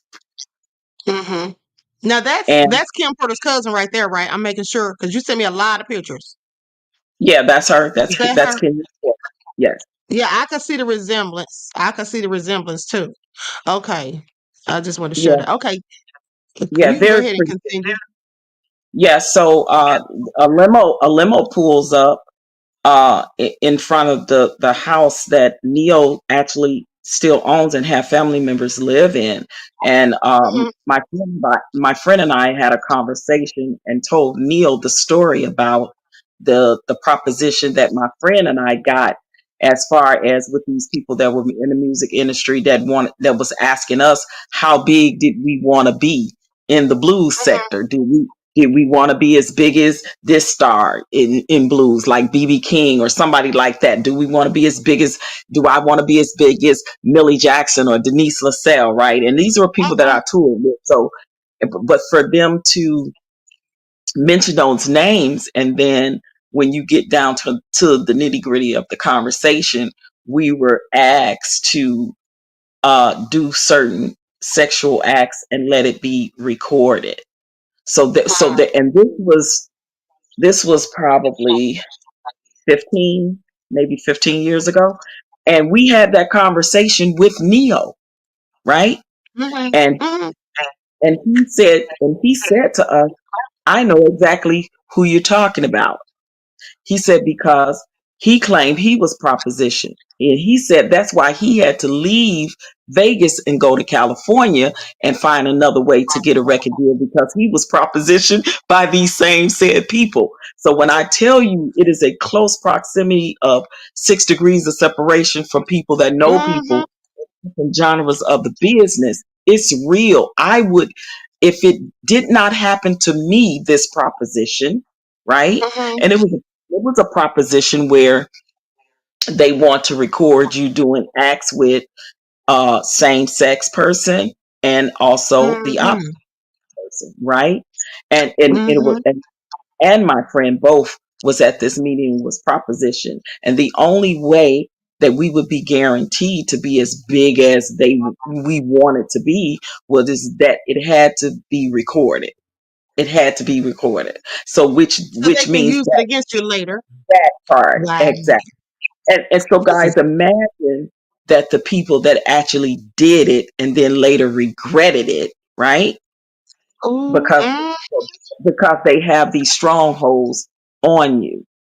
And that's a mhm. real And you that is a real story from my own experience. So hearing about certain uh uh sexual rituals, mhm, voodoo type of rituals, Mason, Oh, honey. Mason type of rituals, all of that. Yes. That's been going on. I started hearing about it in the industry in the early 90s and on up until Okay. current. Now let me stop you right there for a minute, beloved, because you said voodoo and all this stuff and these rituals, honey. So let's talk about it because now Jason Derulo was accused back in April of this year of having done such a thing with Emeza. I think that's how you say her name, Emeza Gibson. Now I'm gonna play the audio because this is all nefarious, and she said exactly what you're saying. She said something about voodoo, about an sexual ritual or something like that. Now in the filings, basically they said it was like harassment, SES harassment or assault or something like that. But she did say something about voodoo. And then, like I was telling you last night, on my spiritual channel, I showed a video when I was doing a segment on voodoo, maybe a week or so ago. I showed a video where Rick Ross was talking about he did voodoo and spent $40. They would spend $40 to go buy a goat and cut it. And then they would do this ritual. And then we didn't even watch all of the video because he told the guy on the video with him. And those who are my Stardusters who follow the spiritual channel, y'all know I showed y'all this. He basically told the guy on the video with him, he said, yeah, man, by the way, go ahead and do some voodoo right now. So anybody watching this will have voodoo on them. I was like, So we just turned the video off because that's all crazy. So Smart I'm going to put choice. an overlay. Yeah, so this is real interesting that you say this because this all coincides with what this woman said about Jason Derulo. Now I'm gonna put an overlay on the screen and then I'm gonna play the audio because I don't have permission to use this video. So okay. And this is her and her attorney when they spoke to the Shade Room last year. Her into a sex ritual. I feel like I'm being retaliated against, intimidation. She says when she turned down his advances, she was dropped from her label. Devastated, my heart dropped. What she says is going on behind the scenes that no young female artist should ever have to go through. I'm Justin Carter. This is TSR Investigates.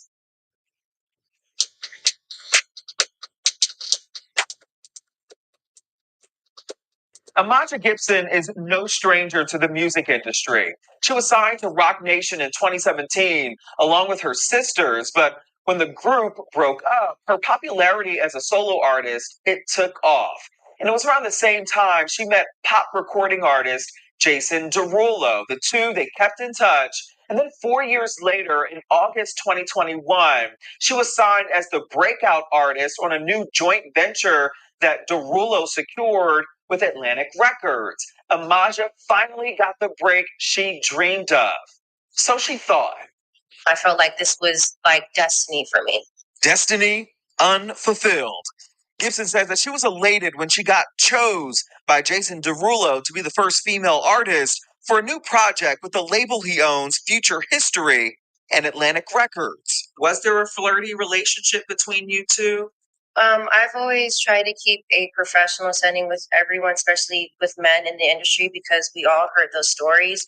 This is something, like I said, I've been wanting to do since a little girl, and no one gets taken serious if you're just out here trying to take things beyond a professional level.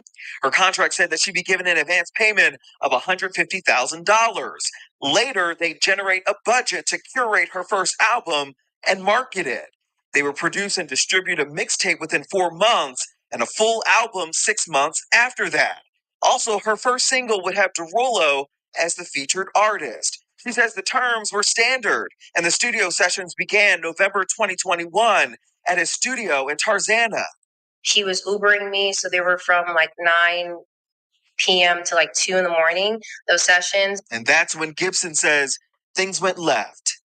With those sessions, he started to text me saying like, oh, are you going to have a drink with me? And I told him I'm not a drinker. And he wanted me to go out to dinner with him. According to the lawsuit filed in Los Angeles County Superior Court, Derulo, quote, assured her that he would arrange for an Uber to take her home. She says Derulo did pressure her to drink with him once before. I know when you don't accept an offer, people can get offended. So I took a sip of the drink, but I let him know that this was a large amount of alcohol. It's super strong. And he took a sip of the drink and he had confirmed it was super strong. She declined to drink any further. Something compelled me in a session with him to tell him, say, hey, I'm not going to bend my morals in order to move forward with my career. And he responds with, oh, well, you might have to do goat skin and fish scales. And this is in front of his engineer, and I froze because. Now, did y'all hear that? She said when she told him she wasn't going to do anything to basically bend or compromise her morals, he said we might have to do goat skin and fish scales. Okay, now let's continue. I don't know what that means. I only know that fish scales is related to cocaine. I've never done cocaine in my life. And the goat skin, I didn't know what that was. So when I told my mom about it, we did some research. I found a couple articles, and it was relating back to a Haitian culture ritual of a sex ritual and sacrificing a goat. And, with blood and everything. And that's something I'm not willing to do in order to move forward. The lawsuit defines the ritual as a Haitian reference, referring to, quote, conducting sex rituals, sacrificing goat blood, and doing cocaine.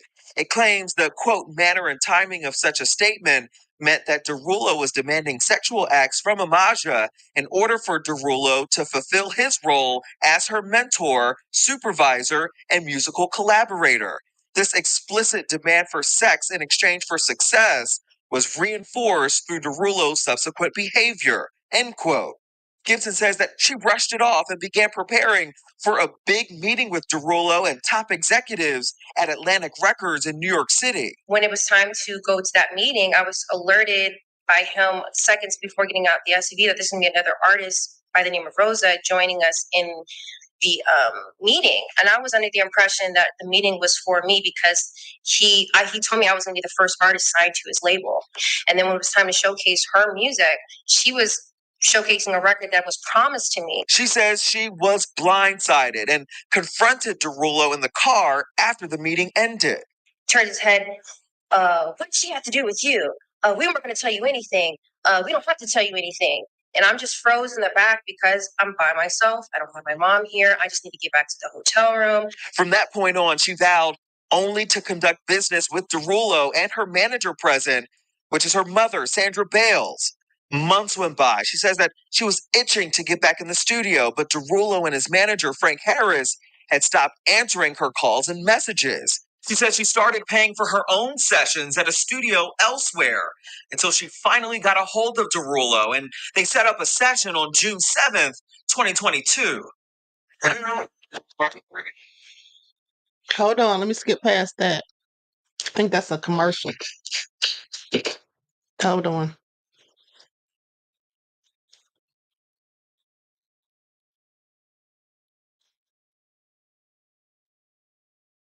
Okay, I'm waiting for this ad to finish.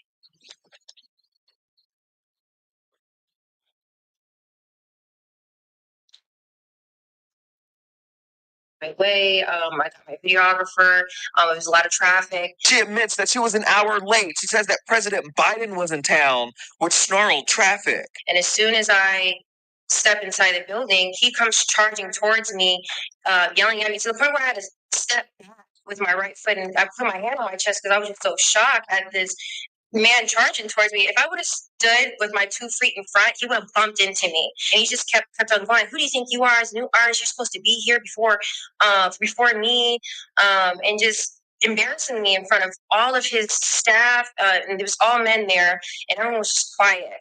And then after that, he tries to give me a hug, and I turn away and run to the bathroom, and I go and cry. His engineer had to go in and comfort me, saying, it's okay, it's just tough love. That's not tough love. You could have put me to the side. Why did you have to make a scene or even just invade my personal space to the point where you're going to hit me? He says the session was cut short, Derulo claiming that he had a flight to catch. It was the last time she spoke to him. 3 months later, she received a phone call from Derulo's team that she was being released from her contract. Devastated. My heart dropped when I heard that because I was like, I'm not asking to be released. I'm asking to release my music. She claims they wanted her to be happy. No one complained about my performance. No one complained about my execution on these records. I was constantly told I was a superstar. And you guys agreed on putting a single out. Now I'm being released. Attorney Nima Rahmani is president of West Coast Employment Lawyers, who are representing Ahmadiyyah Gibson. We're looking at two different types of sexual harassment. The first is the retaliation against Ahmadiyyah. She chose not to have sex with him, and that was her choice. She can't be punished for that, which is what Jason tried to do. The other type of sexual harassment is the preferential treatment given to others that weren't engaging in sexual activity with Derulo. So that creates a hostile work environment where you're not only punishing people that don't, but you're rewarding people that do engage in this type of conduct. And it's unlawful under California law. They're seeking damages for unpaid wages, loss of earnings, deferred earnings, attorney's fees, and emotional distress. What compels you to come forward? This whole time I've just been trying to get help. And, you know, me sharing my story, I hope other women, like you said, feel strong enough to, you know, hold people accountable that did them wrong. We have been in contact with Jason Derulo, who's working with his management team to get us over a response, but he did send a message to his Instagram followers on Friday. I wouldn't normally comment.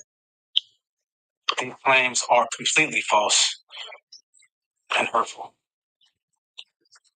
I stand against all forms of harassment, and I remain supportive of anybody following their dreams. I've always strived to live my life in a positively impactful way, and that's why I sit here before you deeply offended by these defamatory claims. God bless. We did reach out to Atlantic Records for a comment. They tell us that they back Jason Derulo's statement on Instagram, and any new developments and updates, they'll be sure to keep us in the loop. For TSR Investigates, I'm Justin.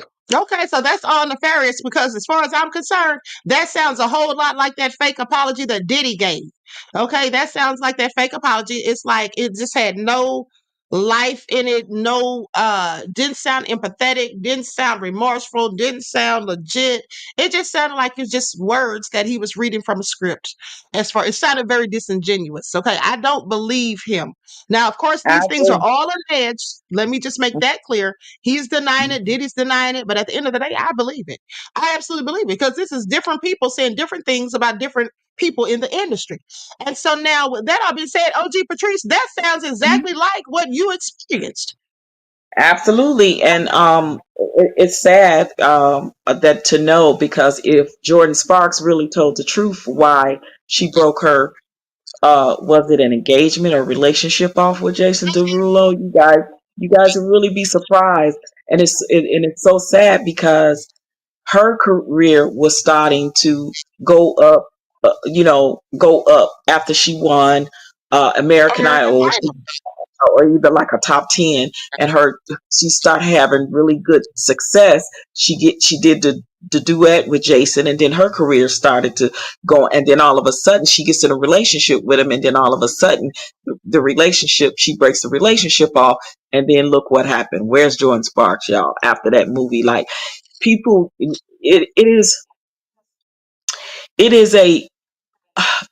the norm for them to blacklist you. It is a norm for them to take you off tours. It is a norm for them to stop you from being, on a show, whether it's doing background or whatever, when you do not acquiesce to what they want you to do, whether it be the sexual or the voodoo type of rituals. It's all the same. And a lot of these people that gets in it themselves, it's unfortunate because they then were victims, and then they become the victimizers. And this volumes for someone like Jason Derulo, who is now trying to put these same type of push these same type of narratives on this young lady. And listen, these people don't have no reason to lie. These people just want to perform. They want to sing. They want to do what they love to do. And you should not. It's sad because you should not have to go through that just to be a singer, just to be an actress. I mean, these casting couches, all of that. This stuff is real. And if I had not experienced myself, I wouldn't have believed this. So anytime somebody tell me a story that is sound familiar to what I've heard in the industry and what I know to be from my own experience, I believe it. I believe it. I've been Yeah. not put on certain shows to sing background for certain people. I've been told, I'm not that party girl. I'm not that girl that get down with the get down. And when you are that straight and arrow girl, yeah, it's your gigs are few and far between. Few and far between. Queen, I sent you pictures. I worked with Brian McKnight. I sent you those Hold pictures. on. Let me pull I those worked up, beloved. I worked with Brian McKnight and I worked with his son in Las Vegas. One of the most horrible experiences I ever experienced in my life. So um I got the opportunity through my agent, right? So Brian McKnight come to Vegas, and I know you all know what he's been doing to his children. And I really happen to like Brian Jr. and Nick because I know them as well. I sent you that picture with That's the me and children them. right there, right? That's Nick. That's That's the Nick. son. That's Brian Jr. Nick is the one that has stage 4 cancer, you guys. And for what Brian McKnight Oh is my doing goodness. to that young man and to his children is absolutely sad. And what I witnessed, now I will say this, I Mhm. witnessed Brian McKnight mistreat other people within his camp. He never did it to me when I worked for him, but what I witnessed him do with other people, I never want to work with someone with the likes of him again. And his true colors is showing too. I sent you the picture with me and Brian as well. His true colors is showing from what that's me and I'll be sure right there. That's me. So his true colors, Brian McKnight's, are being shown as well. People pay attention. These things are real. It's real with some of the things that what these people do to other people, and what Brian is doing now to his sons is just unimaginable. I was with a friend of mine at an award show, which his name is David McKnight. He just recently passed away. He was the actor that did the movie JD's Revenge, and he did some other stuff. That's me and Teddy Riley right there. You pulling up every pictures of the Brian McKnight. So me and my friend David McKnight, the actor, went to a award show, and we actually sat behind Brian McKnight. And this is before I even worked with him. And my friend was like, I'm gonna say hi to him. We may be relatives. They have the same last name and stuff. When I tell y'all, Brian was so arrogant and ugly towards David McKnight. Now, this is a man that is a well-known actor in the industry, been in the industry way over 30 something years. Because I think JD's Revenge came out in with Glenn Turman. My friend played JD from JD's Revenge. I don't know if you guys are familiar with that movie. That's me and Brian McKnight right there. That's the night I worked with him and his sons in Vegas. So we sitting behind him, and he was so ugly and mean and arrogant to my friend. And then I got and then I said, well, maybe he having a bad night or whatever. He was still rude. And then I got to work with him, you guys. Yeah. And I told my agent, I don't care how much they paying. I don't care when he comes to Vegas. To hell with Brian McKnight. I ain't studying him. I worked with Fat Joe. I did some studio work. That's me and Fat Joe right there. I worked with Fat Joe. Fat Joe was very nice to me, and Fat Joe pays very well. So, yeah, he is one. And now his true colors, Brian McKnight's, are really showing. You all pay attention to what he's doing to his firstborn children with his first wife. That's all I'm going to say about that.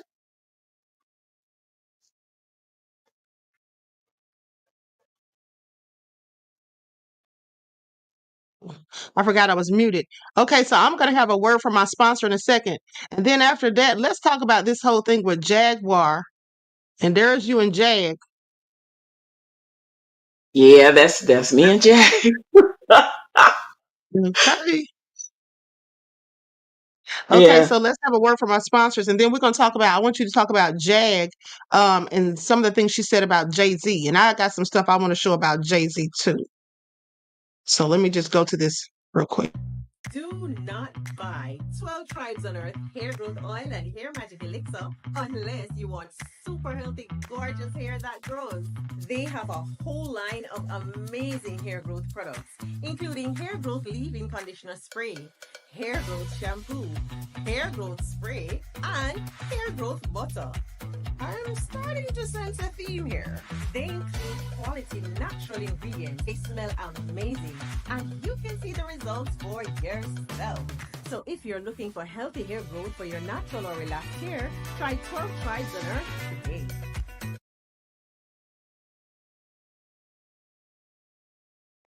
Okay, so with that all being said, you can purchase your 12 Tribes hair oil at Etsy.com. Go to Lisa Crafts, and also you can purchase it at Walmart.com. Okay, so now let's talk about Jay-Z. Because they said Jay-Z, I'm trying to remember who was it that said it. Hold on, I have the video. Jay-Z talked about him channeling spirits or being possessed by spirits. Let me pull that up. Modern day Sinatra, so I try to live up to that. I get possessed by the spirits. I get possessed by the spirits. And then you listen to his music, so what do you think you get possessed by? And whether you like it or not, the truth is the truth.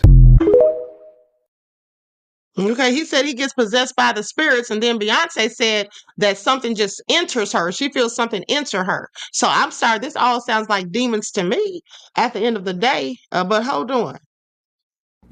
Out of curiosity, was you gay when you was on death row? Hold on, that's not the one I'm talking about. Hold on.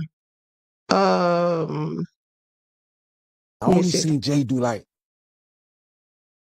one thing, like that wasn't a process. I think it was like more like a little, for lack of better terms, a little ritual.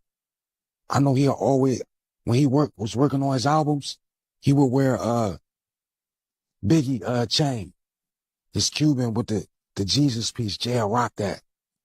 He wasn't getting no cut neither until he finished the album.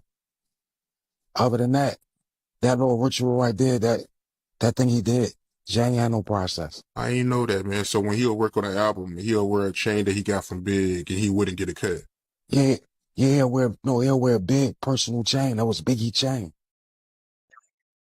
Okay, so sounds nefarious. So says he's doing rituals. He's saying he's being possessed by the spirits and all this other crazy stuff. So now let's talk about him and Jag, because what do you think happened with all of that, OG Patrice? Well, from conversations that I have had with Jag and some stuff that I heard through the industry. So first of all, let me set the tone for Jag and I had been friends for about 4 years. I knew of Jag because I followed and loved neo soul. Like she and I know, I'll be sure we share some of the same people, Pete Rock, Music Soul Child, and so forth.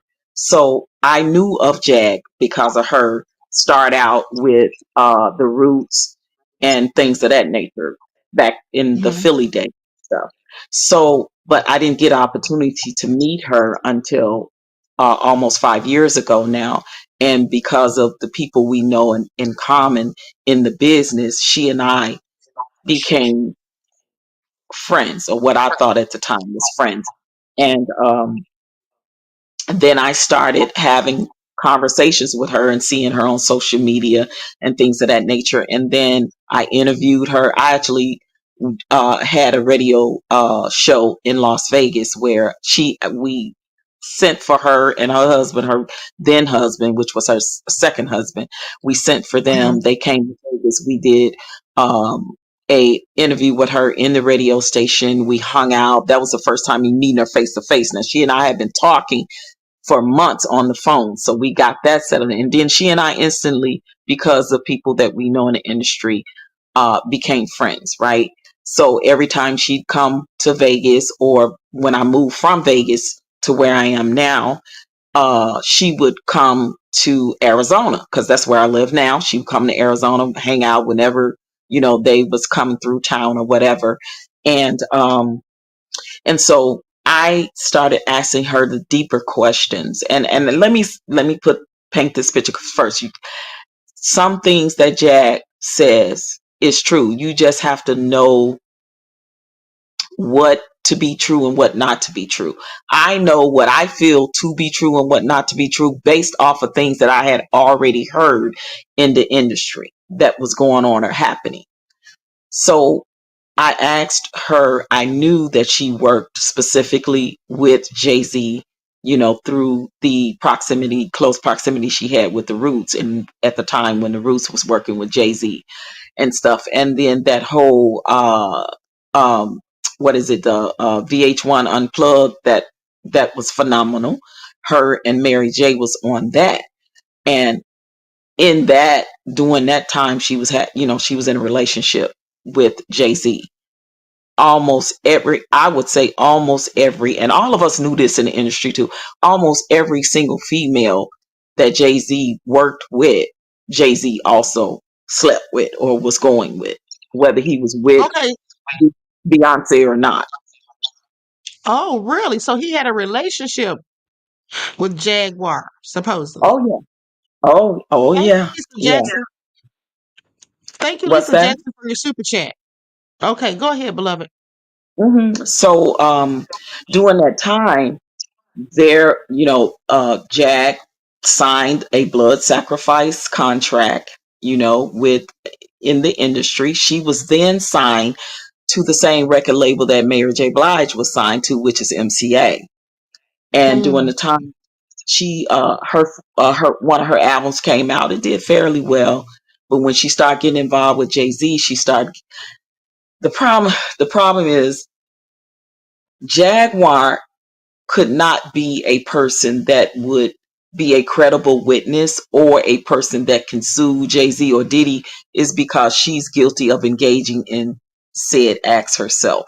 Okay. So Okay, let's say allegedly. allegedly, Just to for say the allegedly. sake I know you know the details, but I'm just gonna say for, allegedly, for, for just for legal, safety. Go ahead. and your platform, absolutely. I'm gonna say allegedly. Right. And the problem with it is she is angry and bitter because Jay-Z did absolutely blacklist her when when um when Geffen Records bought MCA. Jag was on MCA.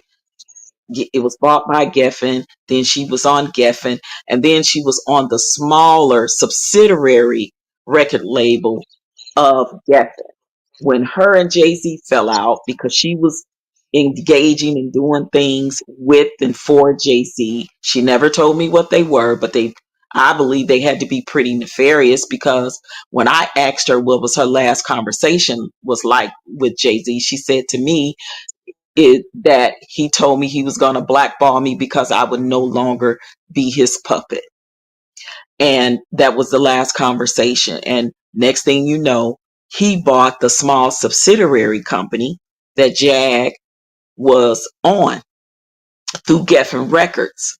He bought all of her rights to her songs, all of the Mm. distribution, stopped her, he stopped her album, from coming out in a timely manner where she can market it right and tour and do all that stuff. So she's very angry and bitter at Jay-Z for a lot of things and she told me and she told me, and I'm gonna say allegedly again, that he was physically abusive to her as well. So Hmm. she I could does have believe it. that she does have that vendetta, and that's why she's speaking out so clearly. And other things, I absolutely believe other trauma she experienced in the industry. But when you a victim that becomes a victimizer and becomes a part of the problem, right?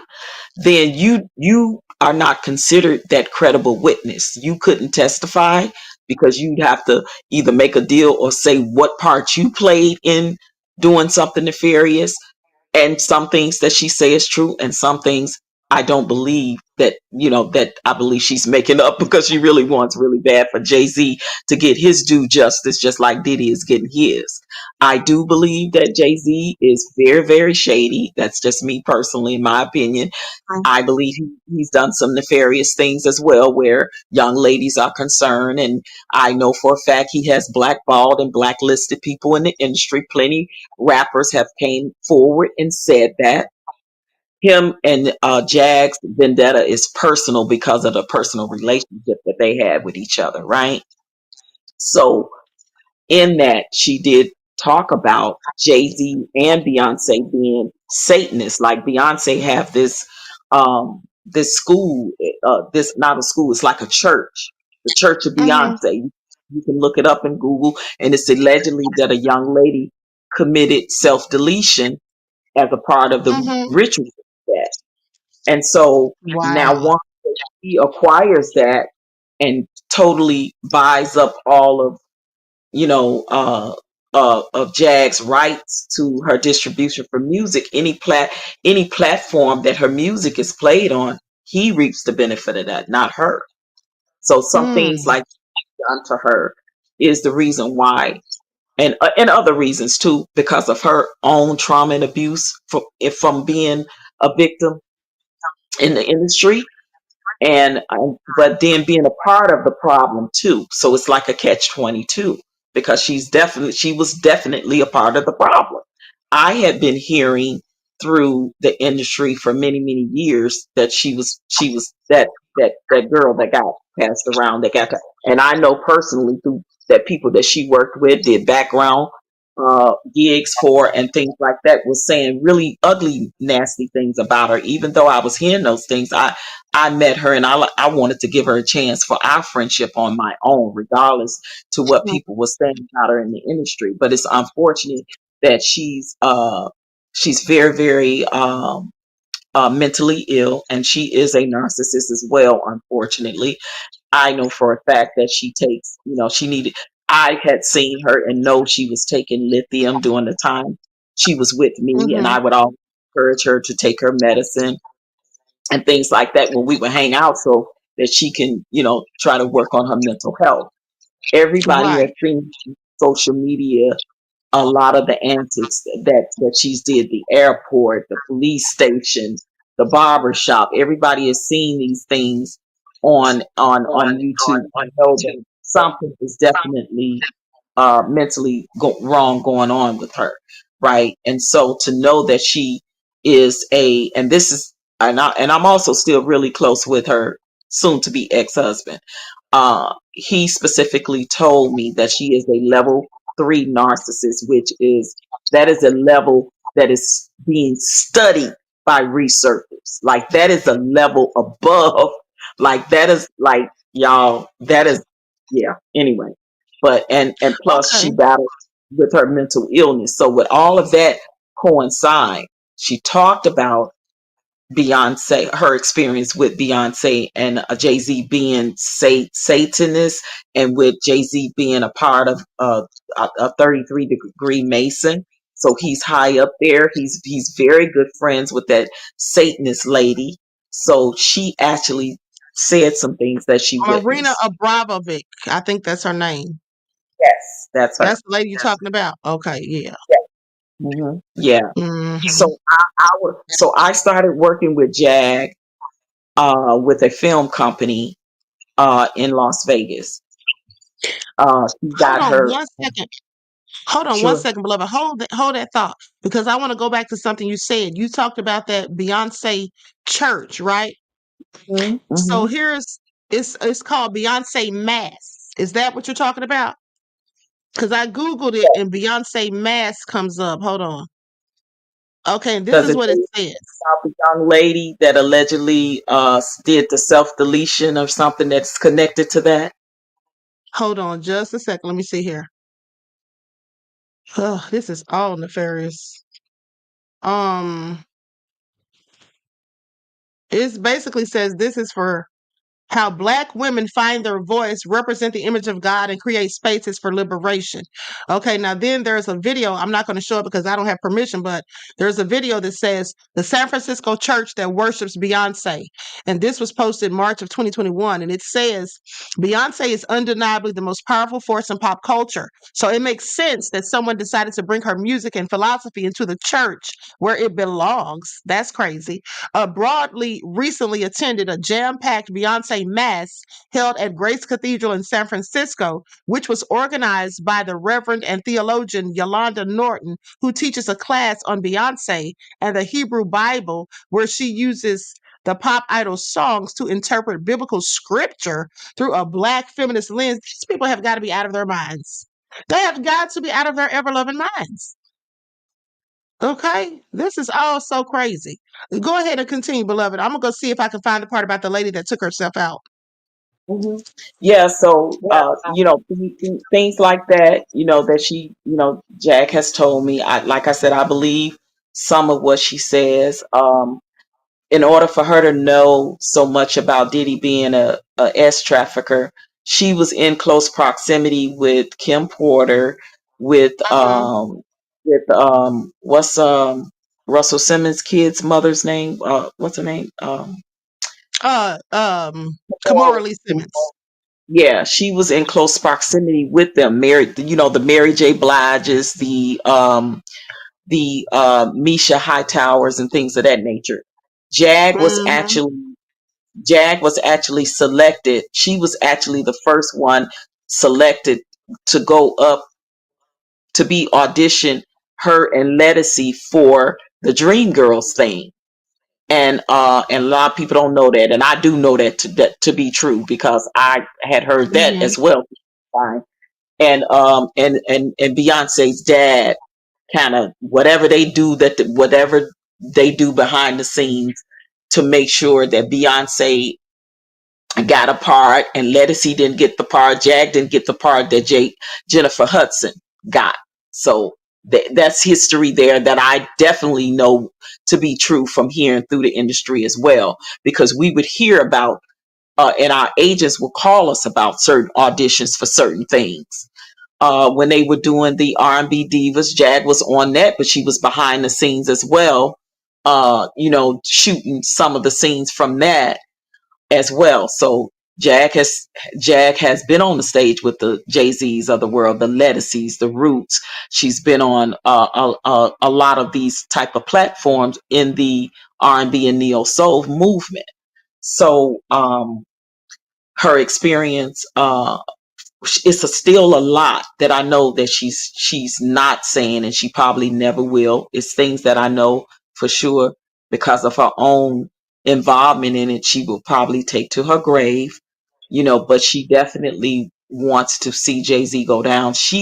From her mouth, she says Jay-Z is worse than Diddy. Now, if it gets worse than Diddy, honey, but Jay-Z got Yeah, I can only powerful people. imagine. Exactly. Jay-Z got powerful people behind him the same way Diddy did. And all it takes is for one person to come out and then the floodgates start. Now you're starting to see a few people come out to say little stuff about Jay-Z, but it has not been anything substantial enough. Right. You know what I mean? Where they can literally start investigating him on the level that they investigate Diddy at the moment. But is there something there? Absolutely. I do believe. I have heard these satanic rituals, the masonry rituals, and how far you get up to the 33rd degree with that. Jay-Z is allegedly a part of that as well. So I've been hearing those things for a very long time. I worked with Jaguar.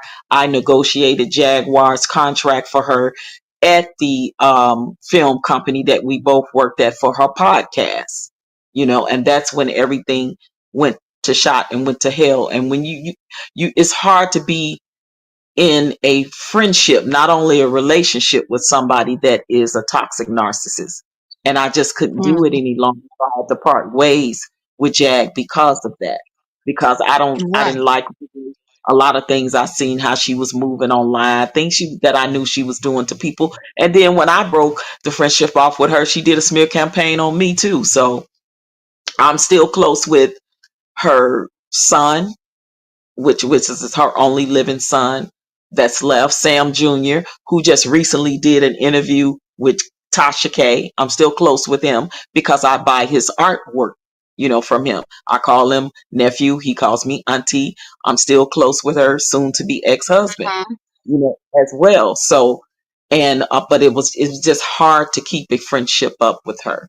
I don't do the Right. toxicity. I don't do the drama, and things of that nature. So I had to leave the friendship alone. I wish her well, but she's going to self destruct at the way she's going, and I don't want to watch that happen, because I've actually watched and seen and know of people self-destructing because of what that industry done to them, whether they were a part of it directly or indirectly. But Right, because we worked together for a short time at the film company in Vegas. She messed that opportunity up for her podcast, and I had to move on from there. So that's the story with my relationship with Jaguar. I was there for her. I was a friend. I was there for her mom when Jag was getting locked up. Her mom was at the hotel, couldn't pay the bill. I was paying the bill. I was giving her son money. So I was a friend to her. But when you find out that you're a friend to someone and they not returning that, reciprocating, and I'm not never saying she had to spend a lot of money on me. I'm not saying that. I'm saying when the friendship in and of itself is not reciprocated back, then you have to step back and reevaluate, your yeah, I friendship. can imagine. And that's what I I can had to do. absolutely imagine. Okay, so now that I agree with you on that because I can't stand to be around toxic people, honey. I just can't. It's emotionally draining. Okay, but now I did find the story about the worshiper at the church. But hold on, let's see what they're saying right here because here's it up on the screen. The Beyonce Mass website. It says, "What is Beyonce Mass? What if Flaws and All was a song about a complicated relationship with God, and Survivor spoke to how Black women thrive even as they're under." Excuse me, undervalued and underestimated. Beyonce Mass is a womanist group or womanist worship service that uses the music and personal life of Beyonce as a tool to foster an empowering conversation about Black women, their lives, their bodies, and their voices. Created by Reverend, okay, that's the same thing I read on that other channel. Now, with that all being said, let's take that down off the screen. Okay, so now let's go to what they say about this worshiper. Likes up, everyone, please like and share. Thank you in advance. I'm going to share this on the screen. Okay, church worshiper or church of B worshiper commits self-deletion in sacrifice to Beyonce. Now, this is all alleged. Okay, I'm reading this from an article that came out May 13th of 2014. It says a 23-year-old American woman committed self-deletion and sacrifice to the singer Beyonce, who she considered Lord and Savior. This is all crazy. Now, U.S. music star Beyonce knows is not only the singer admired by millions of people from all over the world, but also an object of worship by a group of people, the followers of National Church of Bay. Now, the newly made religion is called Bayism. The church counts hundreds of members who call themselves divine divas and consider Bay's music sacred. The deceased Tanya Hattersfield was reportedly a new member of the church. According to the local media, her dead body was found in the basement of her family home in College Park, Georgia, surrounded by a self made shrine dedicated to the star. Now, Tanya's self deletion note read that she made herself a sacrifice to Beyonce, Lord and Savior. Incident caused rage among people who urged the singer to speak against Bayism. However, no reaction is said to have followed. Meanwhile, the church founder claims the number of its followers increases. This is all so crazy and depraved, honey, at the end of the day. But let me just bring up something about that. Now there's a video with Madonna. It shows Beyonce, all of them doing satanic stuff. And I'm going to share my screen to show that video, but I have muted the audio because it has music in the background and I don't want any copyright issues, but I'm just going to share this. You won't hear any sounds, but you'll see the images of what they had going on.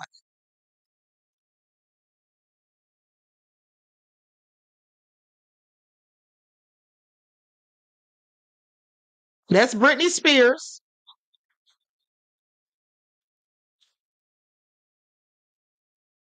Hold on. Did it stop? Okay. That's Madonna.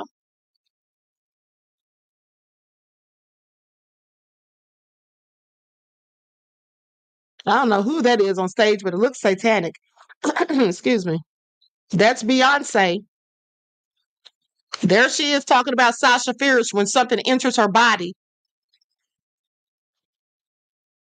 She literally said something comes into her.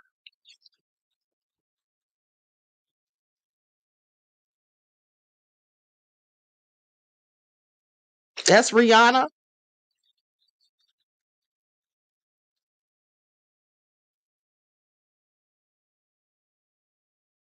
Katy Perry.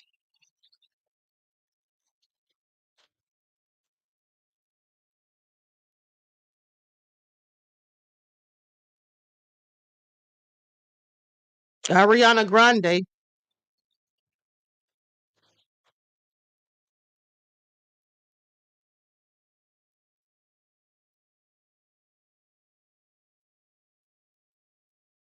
Okay, so this is all just some depraved and sick stuff as far as I'm concerned.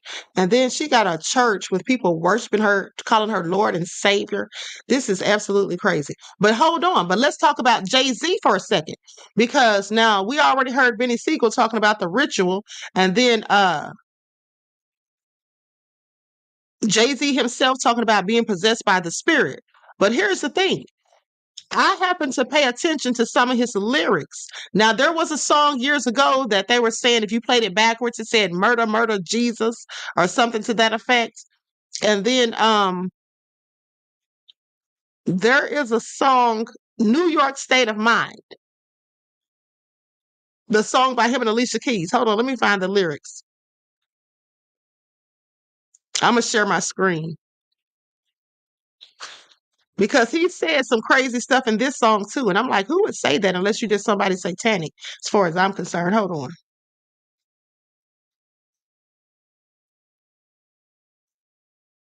Likes up, everyone, please like and share. Thank you in advance.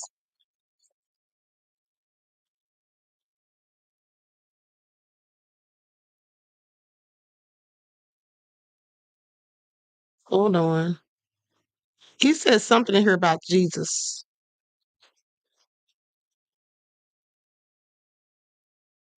Here it is right here.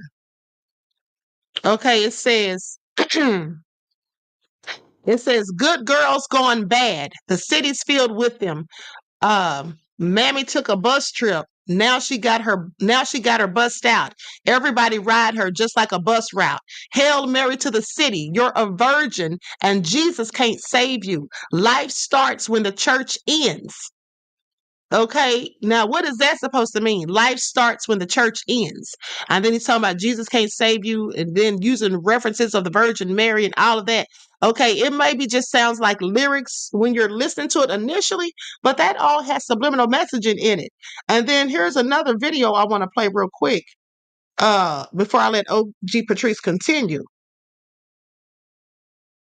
And so during this performance, he sat in Jesus' seat at the Last Supper reenactment, basically just mocking Jesus. This was to mock Jesus and usher in a false self as God belief and doctrine. And this is where we are now. People believe they are their own gods. So this particular ritual brings forth the entities that will influence this type of belief and understanding.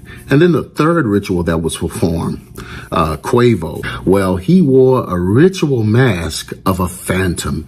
And you know, the mask of a phantom represents being disembodied or not having a body, or a entity that doesn't really have a body. So it basically represents a spiritual being. The mask represented the disembodied, unseen entities that were being invoked by performing the ritual. So this is where wearing this mask became significant.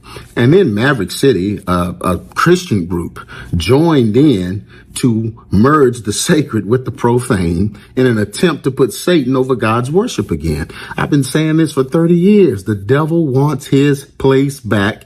And that night, he somewhat got the opportunity, because this choir got behind a guy who sings about, you know, slanging dope, killing people, murder, partying, sex, drugs, promiscuity, all the things that the Bible stands against. They got behind a guy. Not only that, but he wore a ritual mask. So that made them a part of this particular ritual. Well, the Bible tells us to have no fellowship with unfruitful works or these type of works of darkness. It says, but rather reprove them or expose them. So you're not supposed to be on stage in these rituals, but you should be exposing them and speaking out. And we know, of course, they were glorifying the rituals. They thought that these performances were awesome. And that is very, very sad. These rituals invoked and summoned beings to come and bring death and destruction to our nation. The same way that BLM and Antifa did the street rituals. I don't know, a couple of years ago, you remember they did all of these different street rituals. They were summoning spirits of racism, the LGBTQ and woke agenda. So it was basically rituals to get agendas started. And all of these agendas started because of what BLM and Antifa did. Now everything is racial, everything is woke, everything is LGBTQ. All these things came to pass because a ritual was performed while CERN was going, pulled in entities that began to occupy people in high places, and they began to push these agendas like never before. So listen, people, we must pray. This was a demonic ritual, but it has significance because CERN is a powerful machine that creates powerful forces and brings powerful entities into our realm. So we got to make sure as believers that we pray, because the destroyer, listen to me, this is what God spoke to me, the destroyer is coming. And this was more than a musical performance. It was a calculated and well-planned invocation. They were bringing these spirits forward. So if you were a part of these rituals by being there or just enjoying them on your devices and watching them and enjoying them, please renounce them and repent to God. Okay, so this is all nefarious, and it all makes sense now. It's all adding up to where they're, Jay-Z. I do believe that he and Beyonce, you know, uh, dabble in the satanic stuff because of the fact that Jay-Z, likes Aleister Crowley, once known as the most wicked man in the world. And then he wears that sweatshirt with the quote on it, "Do as thou wilt, it's the whole of the law," something that Aleister Crowley came up with. And not to mention other strange things like the video that I just showed with Beyonce, Rihanna, and Britney Spears, Katy Perry, and all of them, Ariana Grande, all of them doing this satanic stuff. And I also have had a picture of ASAP Rocky doing the same thing. So this is all real crazy. At the end of the day, they're casting spells, in my opinion. Now, allegedly, it seems that they're casting spells not only over the music, but also when they're doing these performances at the Grammys. Okay. And then when you go and like he said, when you go to these performances in person, or if you're watching them on television on your devices, at the end of the day, you're unwittingly participating in these things. And you may never know it unless somebody tells you at the end of the day. And so now, with that all being said, OG Patrice, have you ever known of anyone who was asked to participate in any of these type of rituals or, anything like that as far as and also I want to ask you about the altar room that I, have heard for years that they have at these record labels where they have these 13, they say 13 witches come in and do spells over this music so that when people are listening to this music, they become entranced, almost in a hypnotic state. And then, it's like it's programming their minds. And so Yeah, this is what they say happens. I want to say something about the whole Jay-Z thing when you were talking about the rituals and the God complex.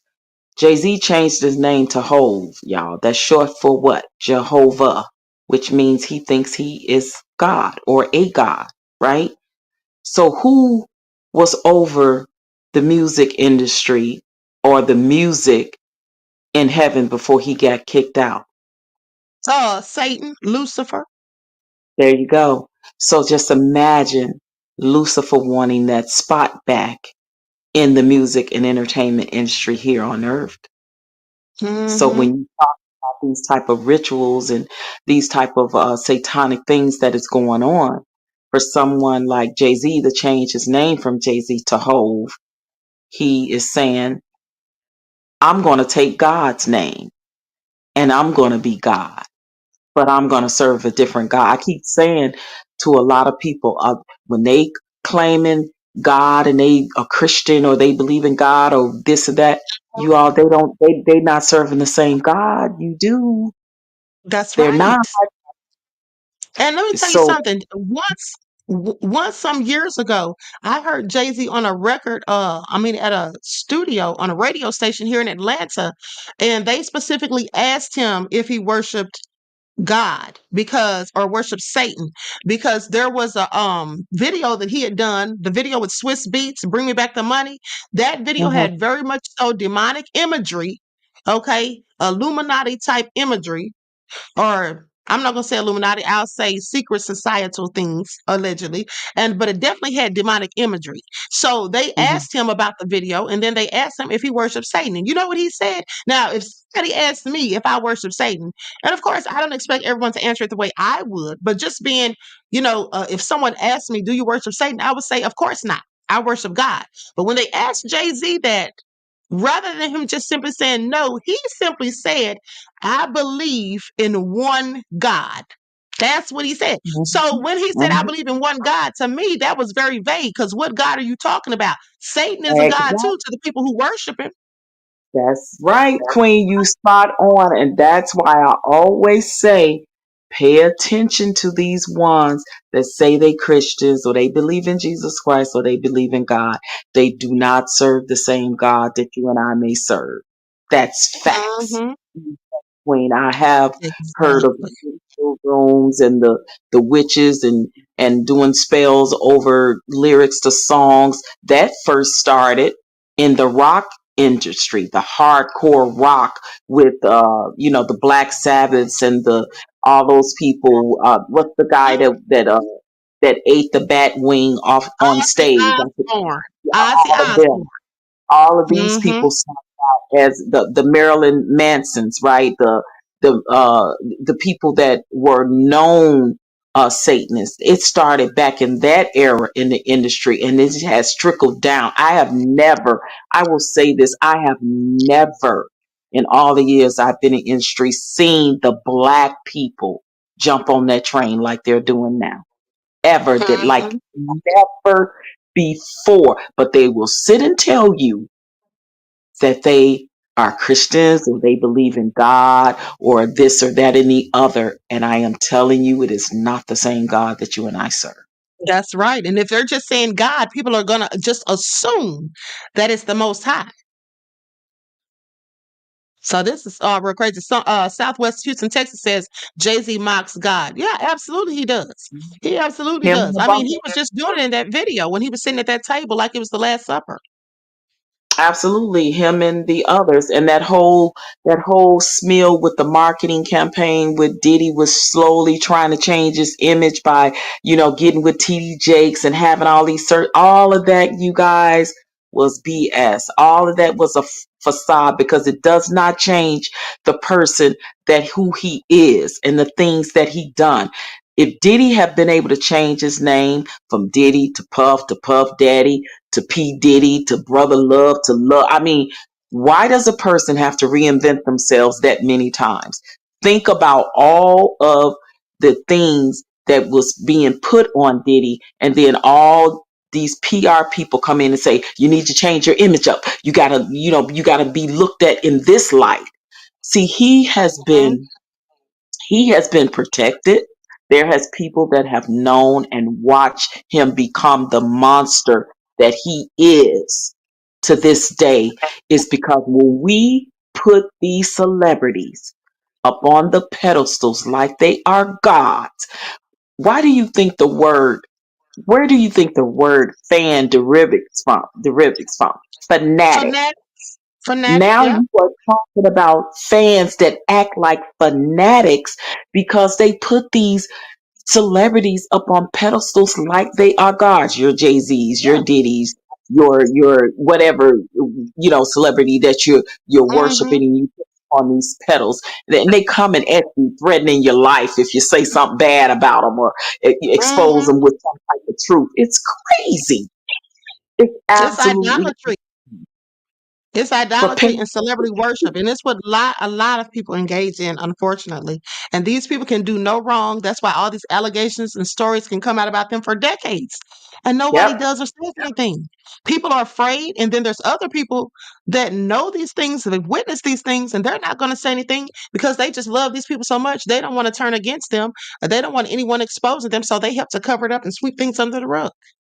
right. So you take your people like your Dons and your Little Rods. If they have people that witnesses that were around, or people that will come forward that can testify to certain things that they witnessed, and that's what it seems to be happening. Because guess what, you guys? If Dawn named things that she witnessed that was being done to Cassie, who do you think in her trial that they gonna call to the stand? Cassie. Yeah, absolutely. Think Absolutely. about And then she it. would definitely I absolutely agree. And then also Don will likely be one of those people who testifies against Diddy for some of these other allegations. Because if she saw Absolutely. him doing things to Cassie, and she said she saw him doing things to Kim Porter, who knows what else she saw? Yeah, You and just understand think, over the period of time. yeah, and NDA means nothing, guys, if a crime has been committed. They have to That's testify. If right. a crime has been committed, an NDA is out the window, you guys. So just so That's if right. there's some type of unlawful act or crime committed where it could be proven, the NDA is out the window. Why do you think now, even though Cassie signed an NDA with the whole Diddy lawsuit and situation, but now crimes is being committed that she can testify to? So that That's NDA right. means nothing. So trust and And believe I the feds are talking to her. Okay. yeah, absolutely. They're talking to plenty of people. And that's the thing. I told them because actually showed them one of Diddy's NDAs, and it was very thorough, and it was so long. I couldn't believe all of the stuff was in there, all the clauses. It was ridiculous. I've never seen such. But like I told them at the time, I said this don't even fly. This don't even matter at all if it's proven that he committed crimes, because you can't just shut people up with the NDA when something illegal is going on. So Absolutely. this is That part. all real crazy. And you know what? I also had said like a month ago that it's going to be even more people coming out against Diddy, because the more people come out, the more other people are going to be more comfortable to come out. Because some people are so afraid of him. They have literally been afraid of this man for decades. And just think about all the people that have died around him. Just think about all of the people who have, had strange things happen to them. Hmm. Cars being blown up after Diddy said that he was going to blow up a car. I mean, all kinds of things. So I can see why people have so much fear, and especially knowing that he has allegedly had law enforcement even working with him and protecting him. Absolutely. And just to say, birds of a feather flock together. The same type of behavior that you see these people that is now in jail, like your R. Kelly's, and now getting ready to be indicted, your Diddy's and things like that, right? I had experience with girls that I was managing back home in Chicago that I thought that I was going to see on that R. Kelly thing, because they absolutely I broke my management contract with them, and I haven't told this story, but only one time to someone. My girls had that I was managing, and was they had opened up for Tamar Braxton. I don't know if you guys know, she had a hit single way back in the early. I want to say it was the mid to late 90s. She had a single, like her first single, and it did really well. She came to Chicago to do a concert. My girls actually opened up for her, the girls that I was managing during that time. R. Kelly was there. And this was around after the time with the incident with the 14-year-old girl, and my girls got with some people from R. Kelly's team. I lost my contract because I broke my contract with the girls because R. Kelly's team didn't want me to be their manager. One of the girls I was managing was underage. I called her mom, Queen, and I told her that they had started hanging out with R. Kelly's teams over there, because of course R. Kelly, they want the record deal. They thinking that they, da da da, whatever. So I broke ties with those young ladies. And when that documentary came out, I was so afraid because I know for sure that one of the girls followed him to Atlanta, right? I was for sure, and I still don't know to this day because I lost contact with the girls, because all of the girls that was around that whole R. Kelly thing, a lot of them wasn't on that documentary. But when it first came out, I thought I was going to see the girls that I managed on that documentary, because I know for sure that they started hanging out with R. Kelly and his people. So when I tell you guys that all of these people that hung with each other in the same proximity that did these same type of things, it's true.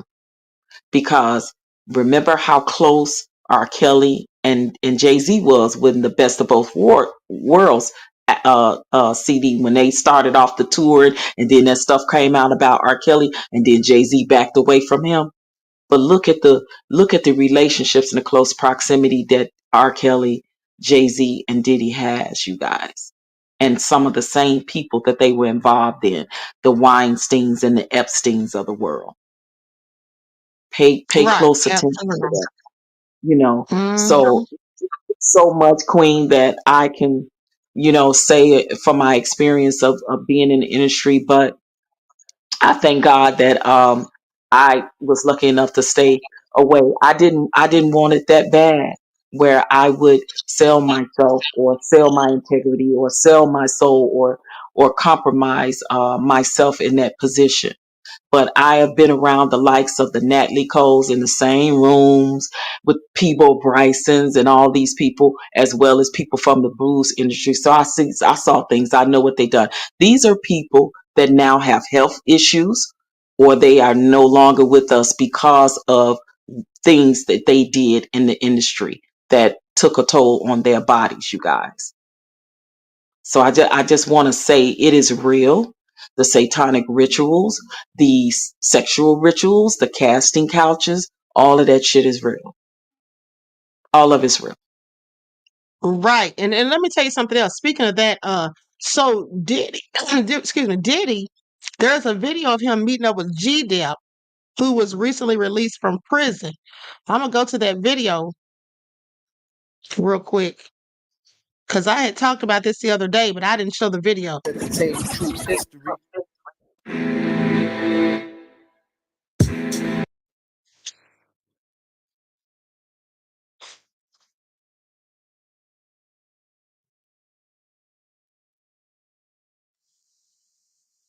Now, one thing about that video, um, it looked to me like Diddy was right back in the hood, like he never left. Okay, and I just want y'all to pay attention to that, because that's how Diddy's gonna end up. Right back in the hood like he never left. Okay. He's Mhm. really going to be humiliated and have to go right back from whence he came. That's just what I think.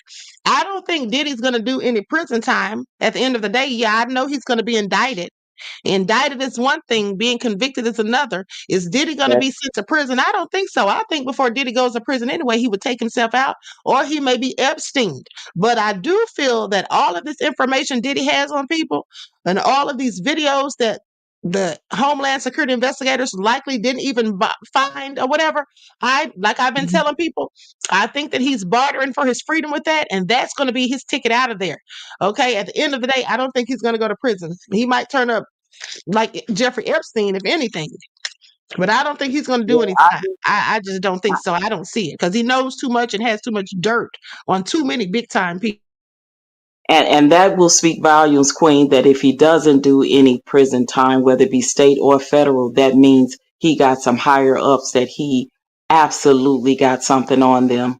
They are in his pockets, indebted to him. If he does not do any federal or state prison time, y'all, that speaks volumes as to the power and something that he has over people that makes these decisions to lock him up. He has something over them. Okay? And that's exactly what I think. So this is Yeah. all crazy. What? And But also, now this one more. I'm sorry. Go ahead, go beloved. No, you go ahead. Well, I was just going to say one more thing I wanted to talk about is a lot of these down low people in the industry. Daddy Boy had came out and said something about that. I'm going to play his video real quick. Out of curiosity, was you gay when you was on death row? Was I gay when I was on death row? Happy? Yes. Was I having sexual relationships with guys? No. Was I doing things with guys that would probably be deemed to be gay? Probably so. You know, I did some things with, you know, between me and the homies, you know, and it would be considered gay.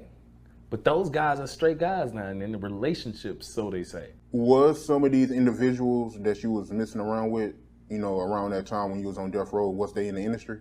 Yeah. I thought you was going to say, was they on death row? Yeah, they was in the industry. Who else was I hanging around? I wasn't just hanging around with people in regular neighborhoods. Was they R&B singers or producers or? Producers and singers, I would say. They call themselves producers, but more singers than anything. Okay, all nefarious as far as I'm concerned. Okay, and so like you said, OG Patrice, you've seen a lot of that and heard about a lot of that stuff going on too. Yeah, and And that could be why. I want to give a shout out to my buddy Danny Boy for even having the courage. I met Danny Boy when he moved to Las Vegas.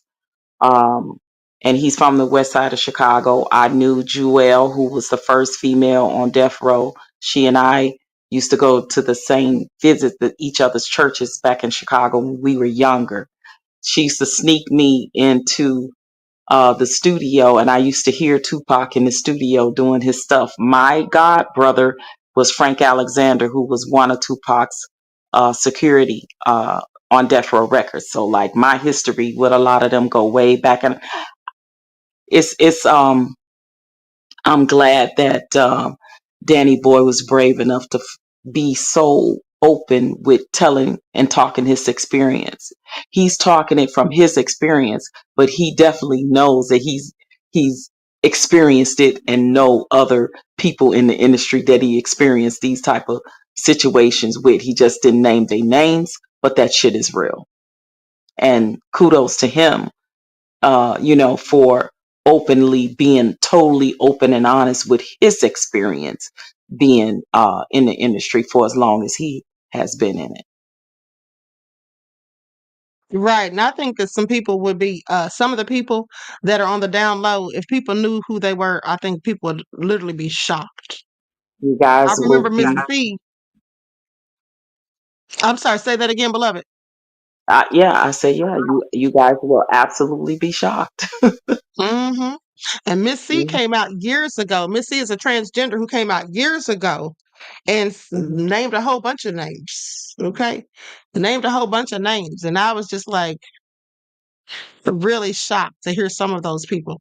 But, you know, nothing surprises me now because it seems like a whole bunch of debauchery going on and a bunch of just crazy stuff, you know?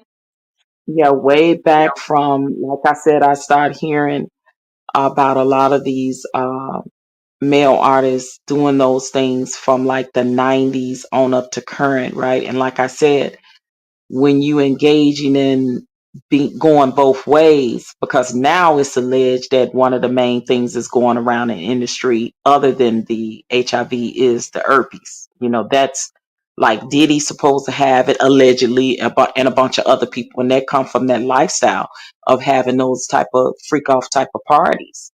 You know, Right. it you know, it's so many of them that engaged in that for so long, and a lot of them did it unsafe, and it's unfortunate. Now you hearing about stories like I told you about the Kim Porter's first cousin, you know, Kenya's story. You now you coming out. You know that I am good friends with Roxanne, who is the ex-wife of Craig Mack. Now you hearing her come out and tell her ex-husband's story and the real truth behind his situation, right?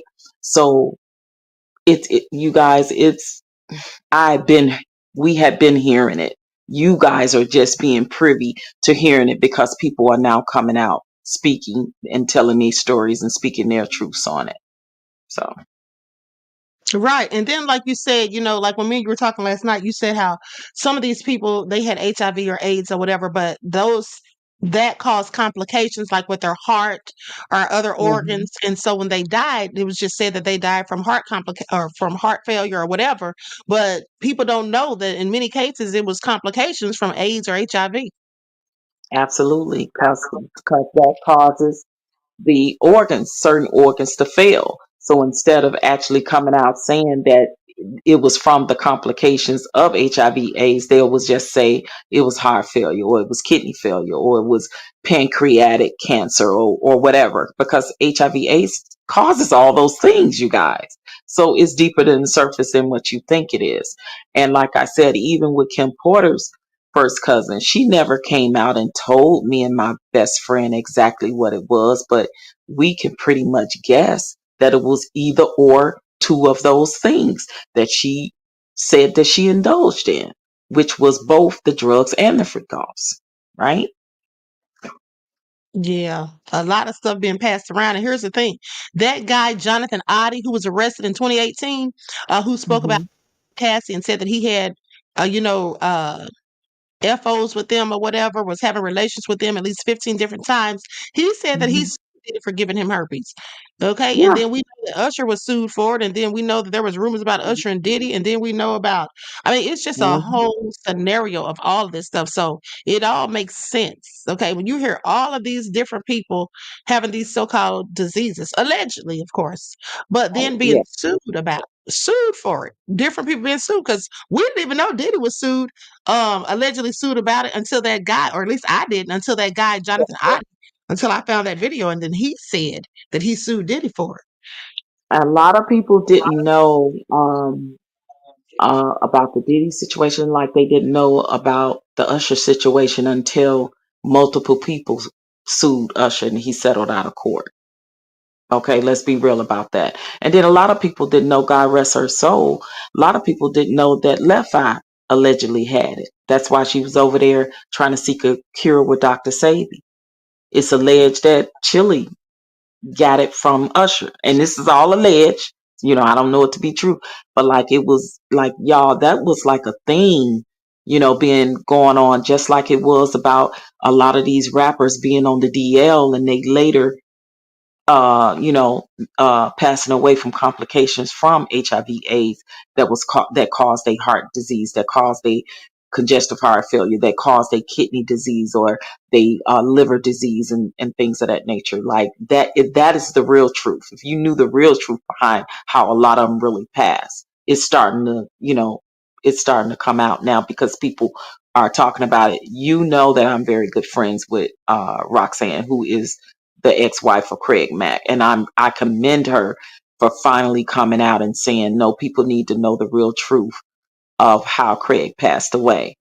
You know what I mean? So for her to have the courage to speak on it and talk about it and come out and say it, people are really starting to slowly come out. And when they are, guys, pay attention to what they're saying because that's their lived experience. Like my experience is lived experience. I've said some things that, yes, I've heard through the grapevine and things of that nature, but I've had lived experiences with the R. Kellys. I used to, way back in the day in Chicago, before R. Kelly became famous, I used to do talent shows with R. Kelly. Me, Casper from the Casper Slide, and a bunch of people from back in Chicago used to be in talent shows. We used to audition for people like Robert Townsend when he would come home and do auditions for certain roles of his movies and stuff like that.